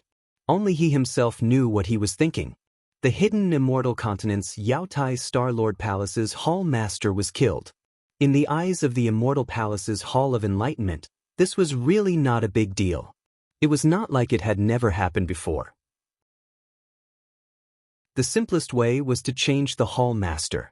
However, this matter was getting more and more fermented under the intentions of the Jasper Flower Palace. Moreover, under the power struggle of the Confucian cultivators, this matter had also become a reason to kill the chicken to scare the monkeys. That was why the Immortal Palace sent troops to suppress the 10 nations. Sun Gang was not a fool. He naturally understood the new princess's intentions. When he received Xiao Hua's image from the Hall of Enlightenment, he was even more shocked. After passing this news to the school of the Emperor Star, he also paid attention to the news from the Spiritual Official Hall. After the founding of Jiang Country, the Spiritual Official Hall received the news from the Imperial Preceptor and found that the Imperial Preceptor of Jiang Country was only at the Golden Core Realm. He was not at the nascent Soul Realm as they imagined, nor was he Xiao Hua as the Jasper Flower Palace thought. Naturally, they also passed this news to the Hall of Enlightenment. Of course, at this time, the Immortal Palace had already begun to conquer the 10 nations of Taoism. No matter who founded Jiang Country, they would inevitably be killed by the Immortal Palace. However, the matter of the Longevity Town delayed the expedition for a while, and during this time, the Black Wind Ridge was also added to the scope of annihilation. Of course, the new princess also knew the news, but she could not show too much concern for Xiao Hua in front of others, let alone attract more attention from the Jasper Flower Palace. Sun Jian, the general of the Hall of Sun who was conquering the 10 nations of Taoism, was a trusted aide of the Immortal Emperor. Although he respected her, he would never listen to her. That was why Sun Gang volunteered. Sun Gang wanted to send a message to Xiao Hua in advance, but he was immediately noticed by Sun Jian. He also knew that this was a dead end. He could only act according to the situation before the two armies. As for whether he could save Xiao Hua, only the heavens would know. At this time, the Black Wind Ridge was no different from before. There were still some Confucian cultivators who were unwilling to give up wandering around. From time to time, they would fly to the Black Wind Ridge's great formation to attack a few times, and then flee far away. Although it was an incomplete capital star formation, it was enough to block the eye clarity technique and divine sense technique of these Confucian cultivators. No one knew that the Black Wind Ridge was already empty. Woo! A gust of wind blew out of nowhere, and then, like a layer of biting cold wind and frost, swept across the Black Wind Ridge. All the Confucian cultivators in the surroundings could not help but shrink their necks. An indescribable feeling of being spied on arose in their hearts. Who is it? Many Confucian cultivators raised their eyebrows and looked up in shock. In the sky above, The originally blazing sun was now accompanied by a gust of wind. Dark clouds poured out from all directions.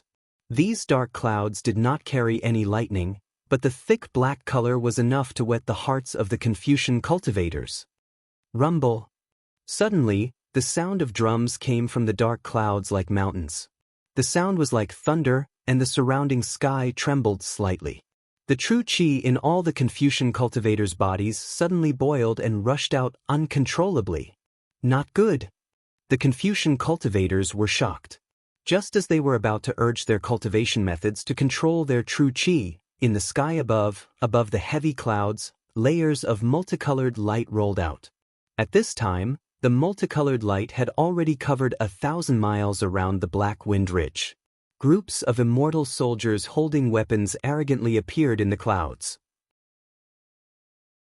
The Immortal Palace's punitive expedition? The Confucian cultivators suddenly woke up, and a few of the younger ones shouted, "The Black Wind Ridge is going to be unlucky." Dong dong dong. The war drums sounded. In the flames, several war drums that were like the sun let out rumbling sounds. In the midst of the war drums, 2 sun chariots spat out flames and rushed out of the clouds. The Immortal Palace's crusade, the innocent cultivators forced back the 3 sects. The war chariots appeared and the war flags waved. A voice came from an unknown place in the clouds, accompanied by the sound of the drums. "Let's go!" How could the Confucian cultivators not know how powerful it was? Before they could see the flag on the war flags, they immediately used their flying techniques to escape. If the immortal soldiers attack, no one will be able to escape. As for the land that they were previously patrolling, they looked very far away and shrank back into the ground, disappearing in a moment. The war chariot stopped in the air and an immortal general flew out. He saluted and said, "Reporting to the great general, there is a Taoist formation on the Black Wind Ridge. This humble one has already investigated it. It is a high-level Taoist formation. If there is no accident, it should be the Taoist's Great Heavenly Star Formation. This humble one couldn't see the situation inside clearly." Did any Taoist cultivators escape? Sun Jian's voice was very calm, as if he didn't care about the Great Heavenly Star Formation. Aside from the 121 Confucian cultivators within 100 miles of the Black Wind Ridge, not a single cultivator escaped from the Black Wind Ridge. Set up an inescapable net. The immortal general obeyed. Not long after, more than 10,000 immortal soldiers descended from the clouds and landed in an oval shape above the Black Wind Ridge capital star formation. Many immortal soldiers took out their weapons and flew out. The awe-inspiring Qi pillar outside the Black Wind Ridge from before rumbled incessantly. Great General Sun. Sun Gang stood on the war chariot and sneered, "This place doesn't seem to be too far from the Longevity Town. With such a large formation, I'm afraid it has already attracted the Buddhist sect's attention.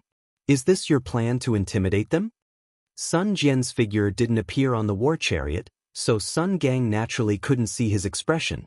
However, he did hope that Xiao Hua, who was inside the Black Wind Ridge, would be quick-witted and quickly escape from the formation. He would take advantage of the fact that the Great Heavenly Star Formation had yet to take shape and break through. Those who weren't from the Immortal Palace wouldn't know how powerful the Great Heavenly Star Formation was. Relying on the Taoist formation to resist stubbornly would definitely lead to death in the end. This wasn't something Sun Gang wanted to see. Chapter 38-24. Unfortunately, the inescapable net's power was not small, and the sound of the war drums was also very loud, but Xiao Hua, who was deep under the Black Wind Ridge, could not sense it. Looking at the colorful clouds filling the sky and the countless golden rope-like engraved rule chains covering the entire Black Wind Ridge like a big net, and the engraved rule chains even penetrated the ground, Sun Gang suddenly realized something. Maybe Xiao Hua was not in the Black Wind Ridge at all? Xiao Hua was of course in the Black Wind Ridge. At this moment, Xiao Hua was brimming with confidence and prepared to work harder to clean up the Black Wind Ridge's source stone vein. Suddenly, an extremely strange aura appeared from underground, and then it instantly surrounded Xiao Hua's figure like mercury. Moreover, that aura didn't stop at all, and it continued to spread towards the surroundings. This aura overflowed the engraved rule chains, and Xiaohua was very familiar with the power of order between the engraved rule chains. Xiaohua was a little surprised. What is this? Could it be that there is a Heaven's Punishment prison crystal under the Black Wind Ridge? Thinking of this, Xiaohua hurriedly gave up on the source stone vein and moved down. When he was close to that aura, he did not need to release his divine sense. Xiaohua's eyes could already see that between that dark layer of soil, a layer of armor inscriptions flashed with a faint multicolored light like a small stream flowing slowly. That armor inscriptions were connected to each other, and it was extremely similar to the engraved rule chains on the Heaven's Punishment prison crystal. Xiaohua frowned slightly and looked around. This faint multicolored light covered the entire ground, as if it was everywhere. What was special was that this layer of multicolored light was between the source stone vein and the metal and wood magnetic space. Xiaohua could be sure that this multicolored light was definitely not there before, and was just born. Xiaohua thought for a moment, and released his divine sense. Boom! Xiaohua's divine sense had just touched the multicolored light when a huge thunderbolt rushed out from the engraved rule chains and pounced on Xiaohua's Naiwen Palace along with his divine sense. The power of this thunderbolt was even more fierce than the Heaven's Punishment prison crystal. Xiaohua's divine sense condensed and attacked the thunderbolt. In a loud noise, the thunderbolt was broken and retreated, and Xiaohua's divine sense was shattered. Motherfucker! Xiaohua's heart went cold. Looking at the densely packed Ming Law shackles under his feet, his scalp couldn't help but go numb. These are tens of thousands of Heaven's Punishment prison crystals. Even if I have the Demon Clan's Saint bloodline in my body, I'm afraid I can't get rid of it, right? Inside Xiaohua's body, the 132 million small dots were constantly changing. The bloodline of the Absolute Saint was also constantly transforming Xiaohua's body. However, this bloodline was known as the Absolute Saint. How could it possibly complete the transformation of the body in just a few years or a dozen years? Even if Xiaohua had successfully obtained the inheritance of the demonic beast clan, it would still be impossible for him to break this strange engraving chain. No. Xiaohua looked at the crisscrossing Ming-Lu chains and suddenly realized, this thing definitely didn't exist originally, it was originally hidden in the ground. Instead, it had just been laid down by someone. Fuck, this Zhao's Black Wind Ridge has indeed attracted the attention of the Immortal Palace. This Zhao has been blocked in the Black Wind Ridge. Xiaohua's regret only lasted for a moment. Although he had already given up on the Black Wind Ridge, in his plan, if the Immortal Palace's immortal soldiers and immortal generals came to exterminate the Black Wind Ridge, he should still meet the immortal soldiers and immortal generals face to face. He wanted the Immortal Palace to think that the Black Wind Ridge was Xiaohua's lair and not pay attention to the soaring Dragon Mountain Range and other places.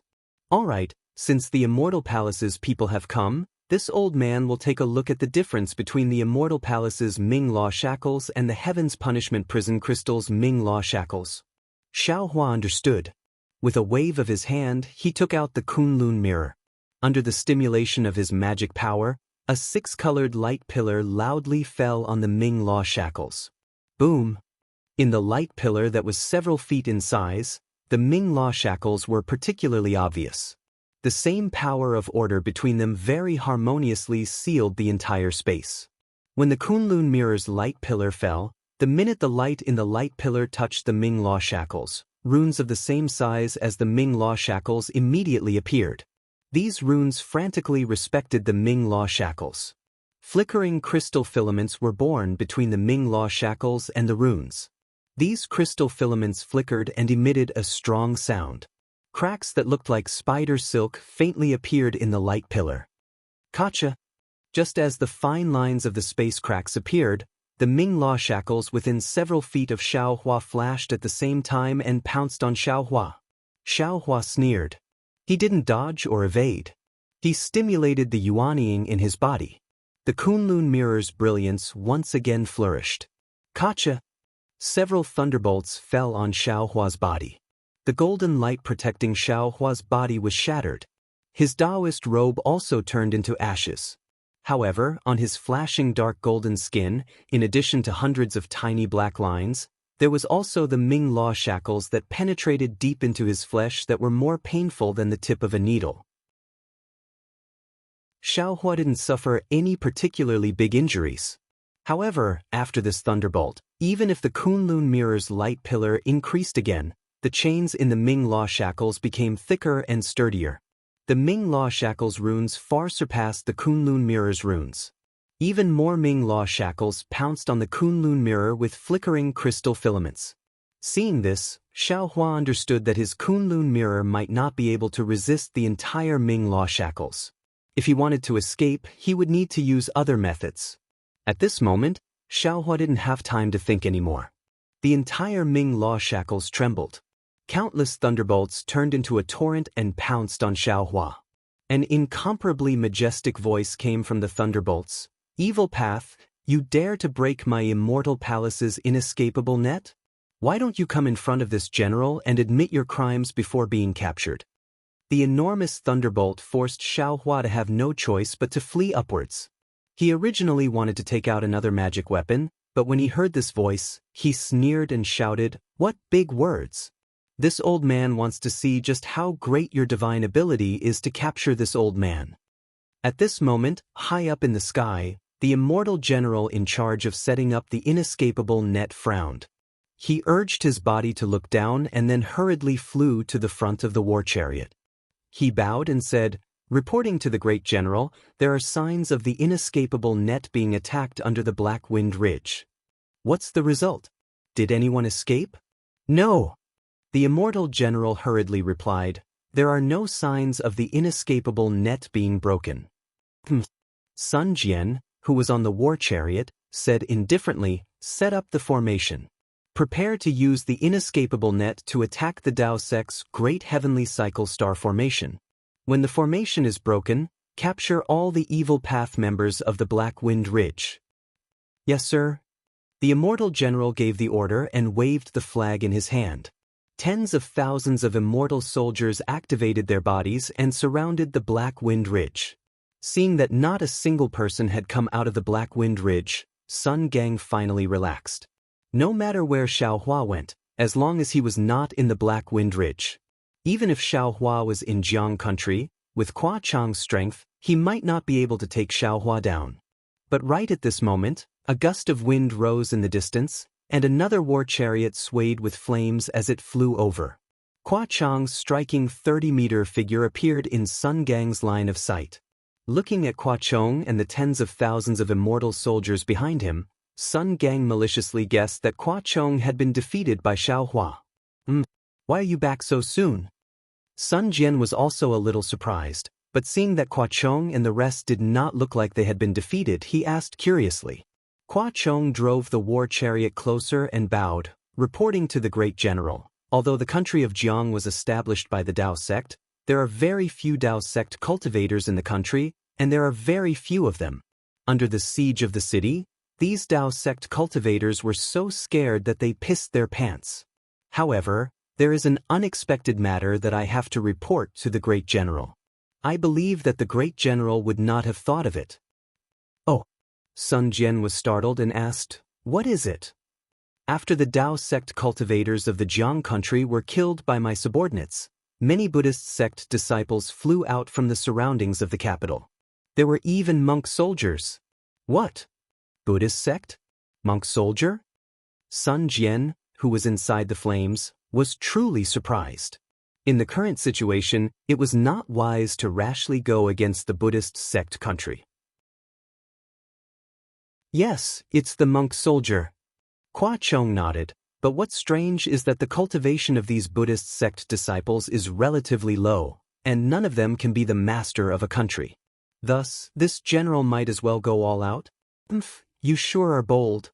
Sun Jian sneered. "I told you to destroy the Dao sect's Jiang country, but you actually killed the disciples of the Buddhist sect." Hua Chang said in a low voice, feeling wronged, "Great general, the Jiang country is indeed a Dao cultivator country. The imperial advisor's lot recorded that the Dao sect cultivators established a country. My Sun Palace is under the orders of the immortal emperor to annihilate the Jiang country. Not to mention the appearance of the Buddhist sect in the Jiang country, even if it was a Confucian cultivator. This general does not dare to disobey the orders of the immortal emperor. That's right, that's how it should be. When Sun Gang heard this, no matter what happened to Xiaohua, he was already in high spirits. He did not have a good impression of the Buddhist sect. Hearing that Hua Chong had killed a Buddhist sect disciple, he naturally cheered from the side, "Kill all these bald donkeys." Unfortunately, after Sun Gang finished speaking, he suddenly came to his senses. If Xiaohua was not in the Jiang country, where could he be? Wasn't he inside the Black Wind Ridge's Great Formation? Sun Jian muttered to himself on the war chariot. He was born to kill, and who knew how many vengeful spirits he had under his command? How could he be afraid of killing a few more Buddhist sect disciples? The only person he was afraid of was Sun Gang. Now that Sun Gang had spoken, what else could he say? Those who shouldn't be killed, none of them can be killed. Those who should be killed, not a single one of them can be let off. Sun Jian's voice was very indifferent, as if tens of thousands of lives were nothing more than a gust of wind. "Don't worry, great general." Hua Chong laughed. This general's subordinates will definitely not touch the people of the secular world. They will not let any of the descendants of the royal family go. Sun Jian snorted, feeling that Hua Chong had said too much. Hua Chong looked at Sun Gang's war chariot and then said to Sun Jian, "Great General, this Black Wind Ridge seems to be rather troublesome. Great General, please wait a moment and let this general be the vanguard." "Go." Sun Jian nodded. "Don't be careless." "Sir." Hua Chong waved the axe in his hand and laughed. "This general is not an idiot. How could this general dare to be careless with a Dao sect cultivator who could kill Kong Hongwu of the Star Lord Palace?"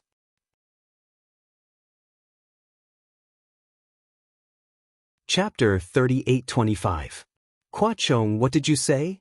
Sun Jian said sternly. "Who told you that the cultivators of Black Wind Ridge were the ones who killed Kong Hongwu?" This.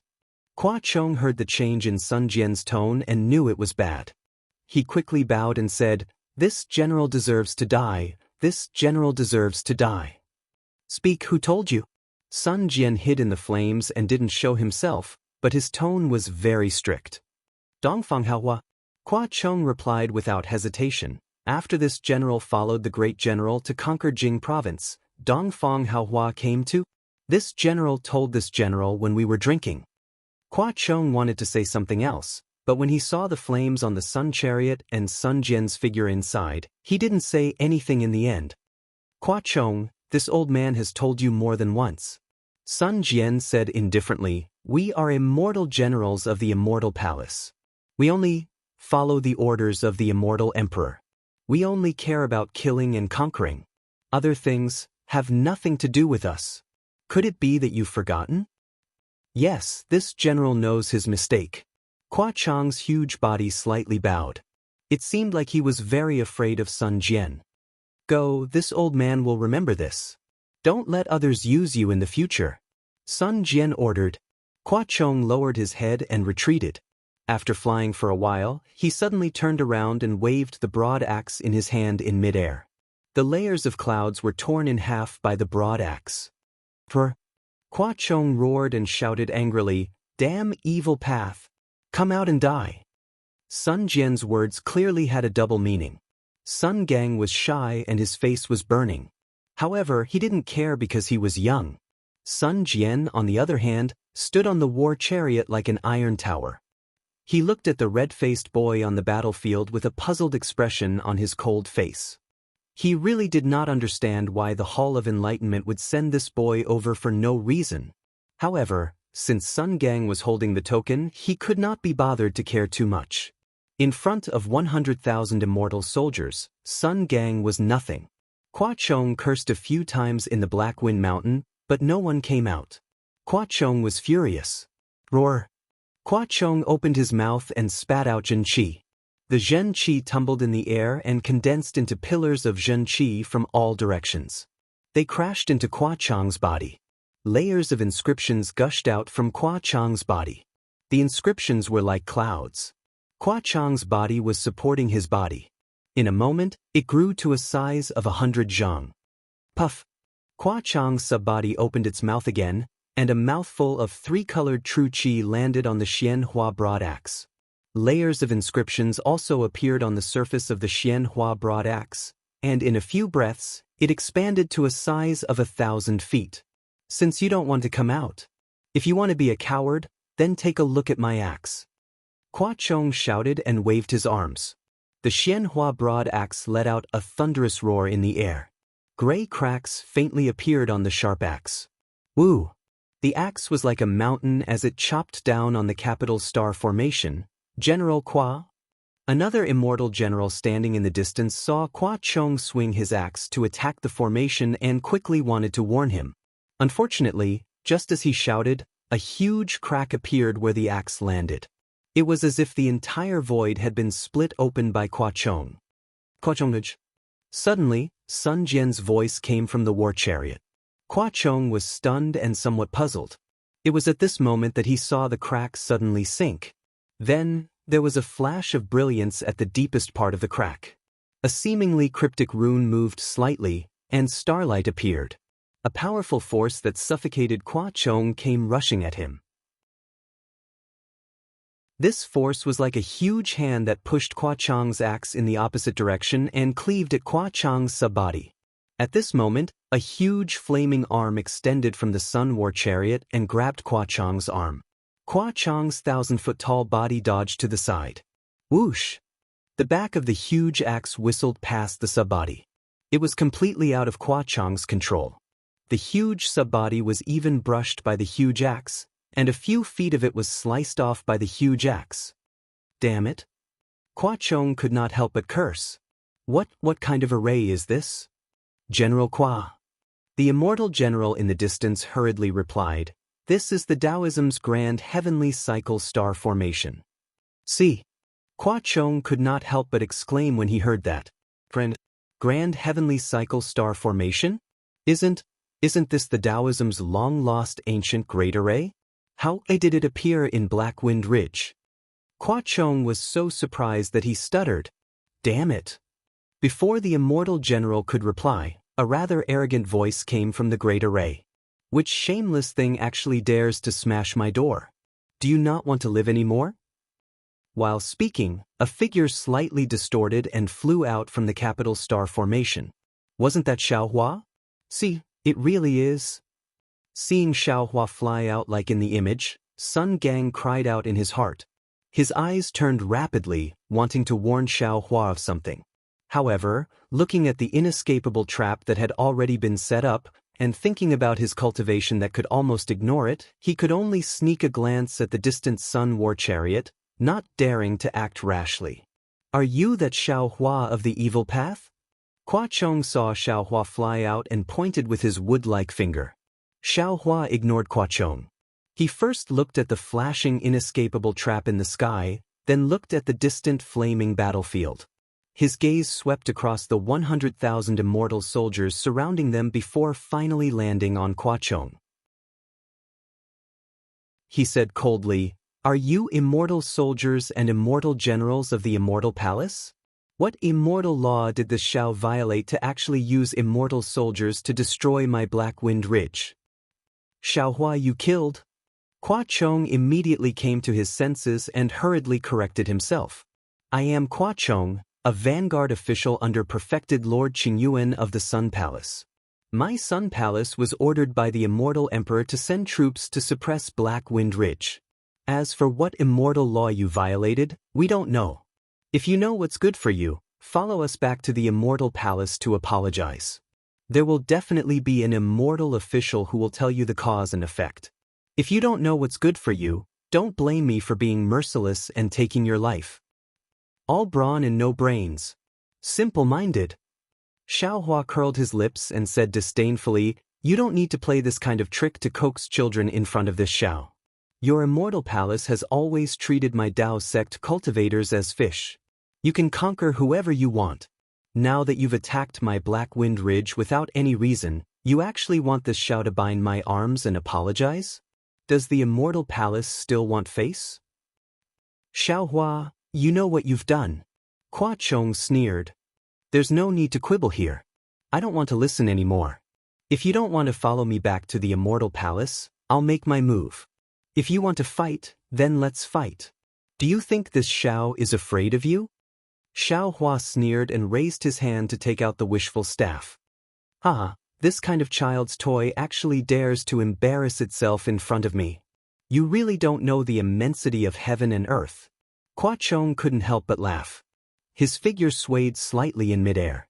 Xiao Hua was now smaller than a child in front of Hua Chong, who was like a giant spirit immortal. Woo!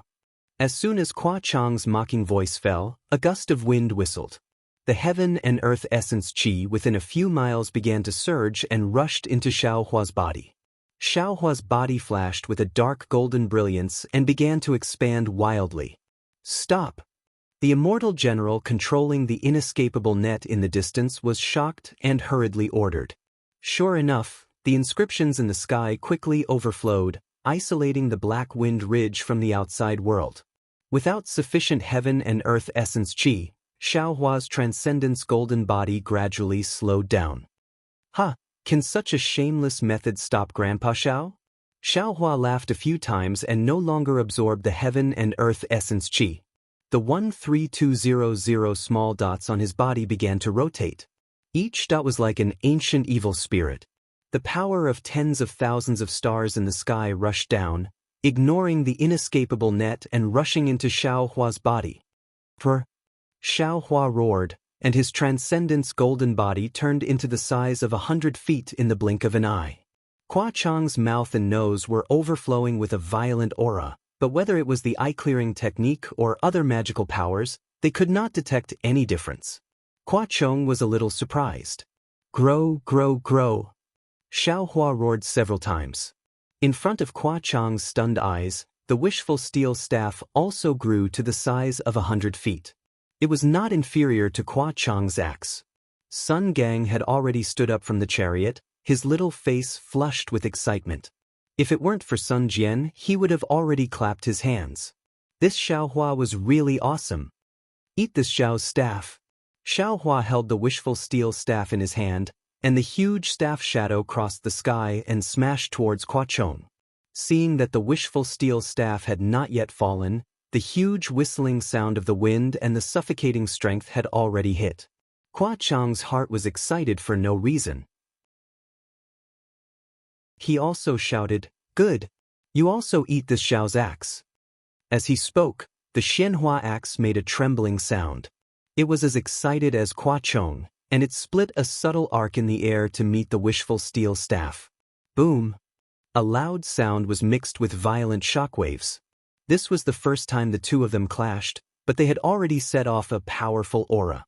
Not to mention the surrounding immortal soldiers and immortal generals. Even the capital star formation above the Black Wind Ridge was rippling slightly. Hua Chong's figure quickly retreated 100 feet. The handle of the Xianhua axe was still trembling violently. Obviously, in this fight, Hua Chong did not have any advantage at all. However, Hua Chong wasn't depressed. Instead, he was unusually excited. It was as if he was happy that he had met his match with Xiao Hua. He was so excited that he actually forgot about Sun Jian's warning and shouted, You are really powerful. Sure enough, you are the cultivator who killed Kong Hongwu." Xiao Hua's figure also retreated. His astonished eyes were also slightly narrowed. Hua Chong's strength was really great, only inferior to the dwarf he saw above the Liao River in the Longevity Town. However, thinking about it, Hua Chong's surname was Hua. He was afraid that the Hua bloodline of the Sunset Island would be normal for him to have such strength.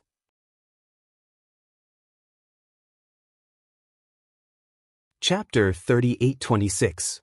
Hua Chong's words immediately reminded Xiao Hua.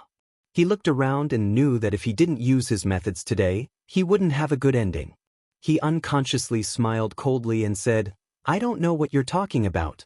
If you want to fight, then fight. Don't use some innocent crime to find excuses for yourself." Hua Chong naturally also woke up. He mumbled and didn't dare to say more. He urged his body to once again fight with Xiao Hua. One was the Immortal Palace's giant spirit immortal and the other was the demon race's Dharma idol. One was a refined imperial equipment and the other was a demon weapon refined with blood. One was a Confucian military school's secret axe technique and the other was a Taoist body cultivator's heavenly staff technique. The two of them did not use any other magical powers and just fought each other with brute force in midair. Soon, half an hour had passed. The two of them were indeed evenly matched, and there was no clear winner. The other immortal soldiers and immortal generals were fascinated by the fight, but the more the two of them fought, the more frightened they became. As the Sun Palace's vanguard, Hua Chong didn't know how many Taoist countries he had conquered and how many Taoist cultivators he had killed. However, he had never seen a cultivator who could fight with him like this. This Xiao Hua in front of him didn't use any magic weapons, nor did he use any spells. He also didn't use any magic power. Just by relying on his physical strength and weapon, he was able to fight him to a standstill. What if Xiao Hua used a Taoist magical power? Wouldn't he be defeated? While thinking, Hua Chong waved his Xianhua axe and shouted, "Xiao Hua, I'm going to use a secret technique. Be careful." While Hua Chong was thinking, how could Xiao Hua's heart not be in turmoil? He had always wanted to hide his cultivation. Even when he faced Duanmu Liangxing in the Misty Mountain Maze formation, he was still enduring. He let Duanmu Liangxing have the misconception that he was only at the upper 4th level of essence energy, or at most at the lower 5th level of essence energy. But now, fighting with Hua Chong like this, how could he not know that Hua Chong's strength had already reached the edge of the middle 5th level? If he defeated Hua Chong, the Immortal Palace would definitely know that he had already reached the middle stage of the 5th grade of elemental energy. However, this Hua Chong was only the vanguard. Naturally, there were other immortal generals after the vanguard. In the distant sky, Xiao Hua's divine sense could not penetrate the chariot that was spewing flames. Presumably, it was the commander-in-chief of this expedition against the Black Wind Ridge, perfected Lord Qingyuan of the Sun Palace. What cultivation level was this perfected Lord Qingyuan? Xiao Hua didn't dare to imagine how the Immortal Palace would react if he defeated Hua Chong and then defeated the commander. However, if he were to escape, Xiao Hua's gaze swept across the inescapable net and a bitter taste appeared in his mouth. Forget it. Hearing Hua Chong's reminder, a cold glint flashed across Xiao Hua's eyes. Since we've come this far, it's hard to conceal our cultivation, so there's no need to regret it. The Soaring Dragon Mountain Range's Grand Formation has already been set up, and the Immortal Palace won't be able to discover our Fortune Gate's foundation in a short time. I don't believe that the Immortal Palace can cover the sky with one hand when the hidden Immortal Continent, the Thousand Demons' Sacred Realm, and the Pure Land are so big. Alright. Xiao Hua laughed wildly as well. Since it's like that, then I won't hold back any longer. I'll let you see what it means by there's always someone stronger. It can't be, right? Hua Chong was a little dumbfounded.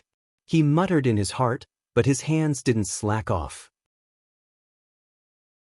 With a roar, he waved the Xianhua giant axe with both hands and slashed toward Xiao Hua. However, at the same time that the broad axe chopped down, a 3-colored light emerged from the subbody that was 100 zhang in size. As the light surged, another 3 subbodies of different colors appeared out of thin air and surrounded Xiao Hua in an instant. Every subbody looked exactly the same as the subbody in front of Xiao Hua. Even the broad axe that chopped down at the same time similarly flickered with a cold light, blocking the direction that Xiao Hua dodged in. It's a little strange. Xiao Hua scanned with his divine sense and didn't perceive the difference between these 4 subbodies. Your 4 giant axes are also very sharp. Xiao Hua muttered in his heart. He didn't open his delusion breaker Dharma eye to see the truth. Instead, his figure suddenly rushed forward. His arms gathered all the strength in his body and waved the wishful staff to smash the giant axe in front of him. At the same time, he released his divine sense and condensed it into a hammer, directly facing the giant axe on the left side. Boom! 2 loud sounds came out at the same time. Xiao Hua's wishful staff hit Hua Chong in front of him and sent him flying 100 meters away. The giant axe in his hand had thousands of inscriptions on its handle and instantly shrunk like a child's toy. Looking at Xiao Hua's left side, the hammer of divine sense also sent the giant axe flying. Moreover, the giant axe was extremely sharp. Xiao Hua's divine sense was actually split in half. However, at the same time that Xiao Hua's Naiwen palace shook violently, the two hammer of divine sense crashed into one of Qua Chang's subbodies like meteors. Amidst a loud explosion, Qua Chang's avatar was pierced through. Two massive holes appeared like a pair of soulless eyes. Fish. The 1,000-meter-sized avatar collapsed in a flash. It was even faster than melting snow. When the subbody clone collapsed, the other three clones had fear in their eyes. As the sound of their bodies collapsing rang out, Qua Chang's clone disappeared, and so did his main body. In fact, his body, which had gradually returned to its original size of 100 feet, was covered in layers of cracks that resembled spiderwebs. A bloody aura gradually spread out from the cracks. Damn it! Qua Chong had never imagined that he would actually fall into such a losing situation. It seemed that before he used his divine ability, he was still evenly matched with Xiao Hua. How could there be such a huge difference with just one strike? However, he didn't have the time to think any further. His intuition from the bloody battle told him that he was absolutely not a match for this Taoist sect cultivator, and he could only flee now if he didn't want to die. Qua Chong hurriedly moved his body, ignoring his injuries as he tried to escape. You want to leave? Xiao Hua's huge transcendence golden body sneered, and his big hand grabbed down from the air. In an instant, Qua Chong was imprisoned by the big hand for hundreds of feet. Kill. Qua Chong resisted stubbornly, waving his Xian Hua axe. Unfortunately, his axe was also broken by Xiao Hua, and it didn't show any special light. Break. The immortal general at the side naturally waved the formation flag in his hand. Above the inescapable net, a thunderous chain of Ming Lu issued a crackling sound, wrapping around Xiao Hua's large hand. Ah, troublesome! Xiao Hua had seen the power of the heavenly punishment prison crystal and knew that he couldn't compete with this chain of law. With a slight sigh, he hurriedly pulled back his big hand as if to avoid it. Seeing this, Qua Chang's heart relaxed slightly. Under the stimulation of his genuine qi, his body flew toward his chariot. However, the moment he relaxed, Xiao Hua's huge body suddenly flashed with lightning, and a string of phantoms was born in the lightning. In a few breaths, Xiao Hua was like a huge mountain flying above Qua Chang's head. In the past, it was always Qua Chong who used this kind of deterrence to scare his enemies. He never thought that there would be a day when he would be bullied. Ah!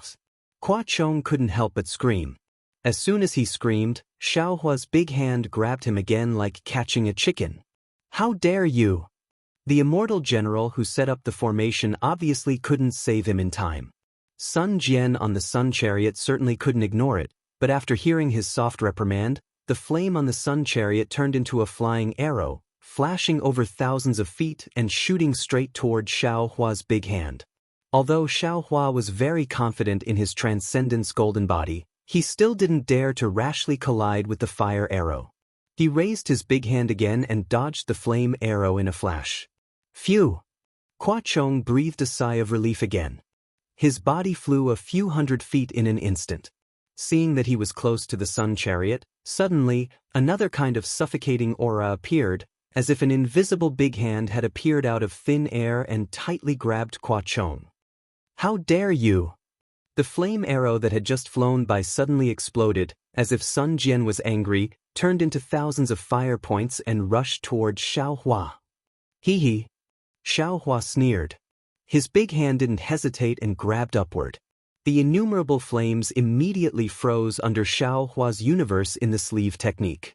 However, just as Xiao Hua was about to extinguish the flames, rumble!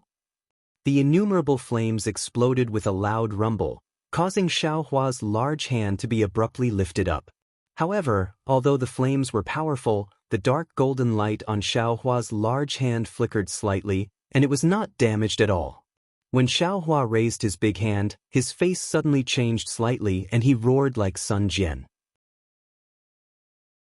Then, with his other hand, he suddenly waved the wishful steel staff and very strangely smashed it into a place in the air. Clang! With a crisp sound, a flame was born under the wishful steel staff. Under the splashing of the flame, a three-pointed double-edged sword was revealed.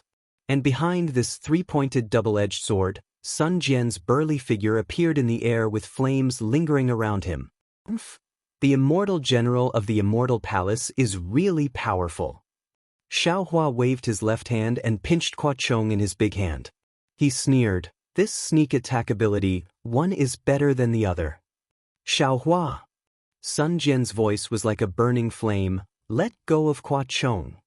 Xiaohua sneered, "Lord Supreme, I am so scared. The immortal palace really thinks highly of this Xiao."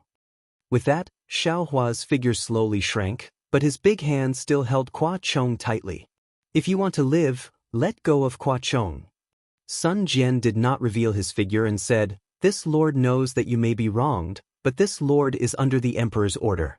If you let go of Qua Chong, this lord promises not to hurt you.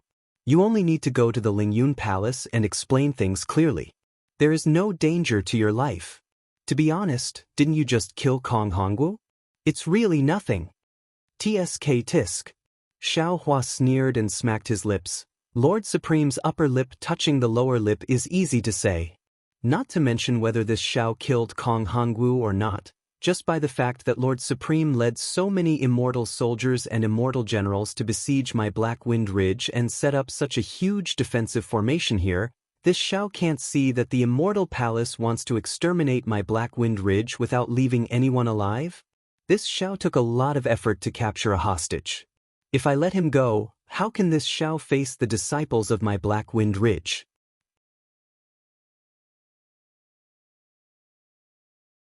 Chapter 38:27. Xiaohua, don't think that just because you have an immortal general of my Sun Palace, this true monarch will hold back. Sun Jian replied decisively, "In this inescapable net, this true monarch has 10,000 ways to capture you." "Ha!" Xiaohua laughed and raised Qua Chong, "You can try. If you don't put your vanguard's life in your eyes, you can come at me. This Xiao can't guarantee that you won't crush Qua Chong into flesh and blood when you try." "Oh right, my Dao sect seems to have another method. This Xiao also wants to try it. Can I crush Qua Chong's soul at the same time?" "How dare you!" The flames around Sun Jian rushed into the air again. He was obviously extremely angry. "Great General." Qua Chong struggled with all his might and shouted, "Don't care about this general's life or death. Quickly kill this evil cultivator." "Shut up." Sun Jian scolded, scaring Qua Chong into shrinking his head. He knew that Xiaohua suddenly released his magic power to let him speak. This was Xiaohua's plan to lure the enemy. "Xiaohua." Sun Jian pondered for a moment. The flames around his body suddenly disappeared, revealing his true body. He said, "Look at who I am." Sun Jian? When Xiaohua saw Sun Jian, who had thick eyebrows, big eyes, a lion's nose, and a tiger's mouth, he was slightly stunned. Then, he mocked himself, "I really didn't expect you to be the great general of the immortal palace." Sun Jian ignored Xiaohua's sarcasm and said indifferently, "When this sun obtained the emperor's decree, I also obtained your image. This sun obviously knows that the enemy this time is you. However, this sun is a great general of the immortal palace. Therefore, this sun can't violate the emperor's decree because of some previous friendship. Moreover, to tell you the truth, I've already decided to follow the celestial emperor's order to annihilate your Black Wind Ridge and capture you to the Lingyun Palace. I'll personally plead for mercy on your behalf and ask the celestial emperor to forgive me with my status as a great general.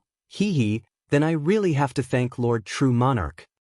Xiaohua laughed and said, "However, this Xiao is a remnant of the Dao sect. I don't dare to associate with Lord True Monarch of the Immortal Palace. True Monarch, you don't need to worry about your former friendship. You should only worry about your vanguard. I'm sure True Monarch already has a plan in mind. No matter how high True Monarch's cultivation is, no matter how fierce this inescapable net is, as long as I'm determined, Qua Chong's life will be in my hands." "That's right. You have the ability to do so. This sun has long known about it." Sun Jian nodded and raised his hand, throwing a universe bracelet into the air as he said, "This is what I owe you. Take it." I didn't expect Lord True Monarch to be such a trustworthy person. Xiao Hua stretched out the wishful steel staff and picked up the heaven and earth bracelet. He was not afraid of Sun Jian's tricks and directly put the heaven and earth bracelet into the space. Then he said, "Presumably, once this thing is returned, you and I will no longer have any entanglements. Are you going to make a move?" "That's right.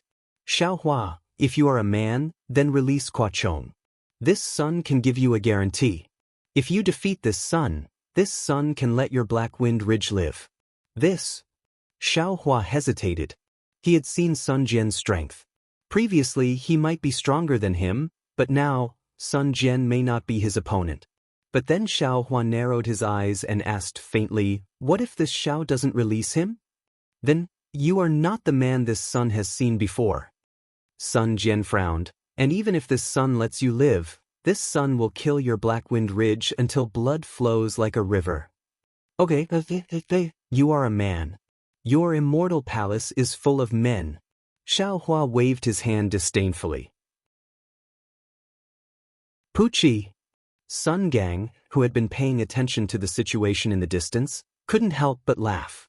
When Xiao Hua said this, the new princess who was concerned about Xiao Hua naturally became a woman. Xiao Hua glanced at the boy and ignored him. Sun Jian's face changed and he said in a deep voice, "So, you are determined to cut off all ties with this sun?" "That's right." Xiao Hua nodded, "But this Xiao is unworthy. Now that this Xiao has fallen into the hands of the immortal palace, this Xiao's life is no longer in this Xiao's hands. Moreover, this Xiao has doubts as to whether true monarch can save this Xiao's life. In a matter of life and death, this so-called kindness, if it's cut off, then so be it." "You don't believe this sun?" "Sigh, Sun Jian, it's not that this Xiao doesn't believe you." Xiao Hua sighed and pointed around. "The tens of thousands of immortal soldiers and generals besieging my Black Wind Ridge must be your subordinates. But can you guarantee that these immortal soldiers and generals are wholeheartedly loyal to you? This Xiao doesn't know how many palaces your immortal palace has, and how many generals you have, but this Xiao is sure that there must be someone who leaked the news today. If you have the heart, why did you reveal your relationship with this Xiao at this time? You only need to use the excuse that Kuo-chong was captured by this Xiao to let this Xiao and Black Wind Ridge live. This is a reasonable reason in front of the immortal emperor. But you actually said it in front of so many people. Do you want this Xiao's life or Kuo-chong's life? Or do you want your own life? This sun knows what you're talking about." Sun Jian said indifferently, "But this sun is true monarch Qingyun, personally conferred by the immortal emperor, and also a general of the Sun Palace. This sun does things openly and honestly, and disdains to do such shady things." "Yes, it's because you're so open and honest that this Xiao doesn't dare to entrust this Xiao's life to you." Xiao Hua nodded. "This is not a fight with real strength. The danger? Perhaps you really don't know." Of course, Sun Jian was not a fool. He raised his head and swept his gaze across the tens of thousands of immortal soldiers, finally landing on Sun Gang's face. Sun Gang jumped in fright and fiercely glared at Xiao Hua, hurriedly saying, "Lord True Monarch, this one, no need to say more." Sun Jian waved his hand and said coldly, "What this true monarch has done is worthy of the heavens above, worthy of the earth below, and worthy of the immortal emperor. How you report it is your own business." This. Sun Gang laughed bitterly. He did not expect Xiao Hua to have such a relationship with Sun Jian. If he had known earlier, why would he have followed them? From the looks of it, he might be the key reason why Xiao Hua was unable to escape. Xiao Hua ignored the relationship between the two and indifferently raised Kuo-chong. "Lord True Monarch, this is in front of two armies. You can decide for yourself. Do you want Kuo-chong to return to the immortal palace alive or not? You plan to abandon the disciples of the Black Wind Ridge and escape?" Sun Jian glanced at the Du Tian star formation and said coldly, "Looks like this sun really misjudged you in the past." Xiao Hua said indifferently, "You've only seen it once, what can you tell? As the saying goes, you may know a person for a long time, but not their heart. Besides, this Xiao is full of demons in this Black Wind Ridge. How many disciples can this Xiao have? Those disciples were already killed by you guys in Jiang country. Why should this Xiao care about the life and death of the Black Wind Ridge's demons? Lord True Monarch. Sun Gang rolled his eyes and anxiously said, Hua Chong is a general of my immortal palace. His identity is not something that this evil Xiao Hua can compare to. In my opinion, why don't we let Xiao Hua go in exchange for General Hua Chong's life? All the demons in the Black Wind Ridge are here. If we kill all of them, we won't go against the immortal emperor's orders. Shut up. Sun Jian berated. This true monarch knows what to do. How can a child with a yellow mouth speak in front of 2 armies? Seeing Sun Gang shut his mouth in anger, Xiao Hua sighed. It was obvious that Sun Gang wasn't Sun Jian's subordinate. Now that Sun Jian knew him, Sun Gang already had something on him, and Sun Jian still scolded him like this. This kind of upright and plain-spoken person was worthy of being friends, but the chances of this kind of person being framed was also very high. Thinking of this, Xiao Hua's eyes flashed with a fierce light as he looked at Sun Gang. Hiss. Although Sun Gang was small, he was very quick-witted. Seeing Xiao Hua looking at him, his heart turned cold. He hurriedly shrank his body and hid behind the immortal soldier driving the carriage, afraid that he would attract Xiao Hua's attention. At this moment, the Black Wind Ridge was truly cold, as if the tens of thousands of immortal soldiers did not exist. In the air, other than the whistling of the wind, there was only the roaring of fire on the flaming chariot. Sun Jian's gaze was fixated on Xiao Hua, as if his gaze was about to pierce into Xiao Hua's body. The sun. I thought you were a peerless hero. Sun Jian said word by word, his tone heavy. I've always wanted to come down to the lower realms to pay you a visit, but who would have thought that you are actually such an irresponsible person? The cultivators of the Black Wind Ridge who are about to die are the same as this sun. I didn't see your true face. Since you want to escape, fine. This sun will risk being punished by the immortal emperor and let you live today. Everyone, open the inescapable net. Sun Jian's order was like a mountain. The immortal general who set up the formation didn't dare to say a word. He slightly raised the formation flag in his hand and a ray of light shot through the inescapable net. Looking at the way to live and then looking at Sun Jian's heartbroken expression, Xiao Hua slightly frowned. Sun Jian's words moved his heart. After all, Xiao Hua and Sun Jian worked together to kill the strange insect in the void. Xiao Hua's strength had already shown that he was at the lower 5th level of origin energy.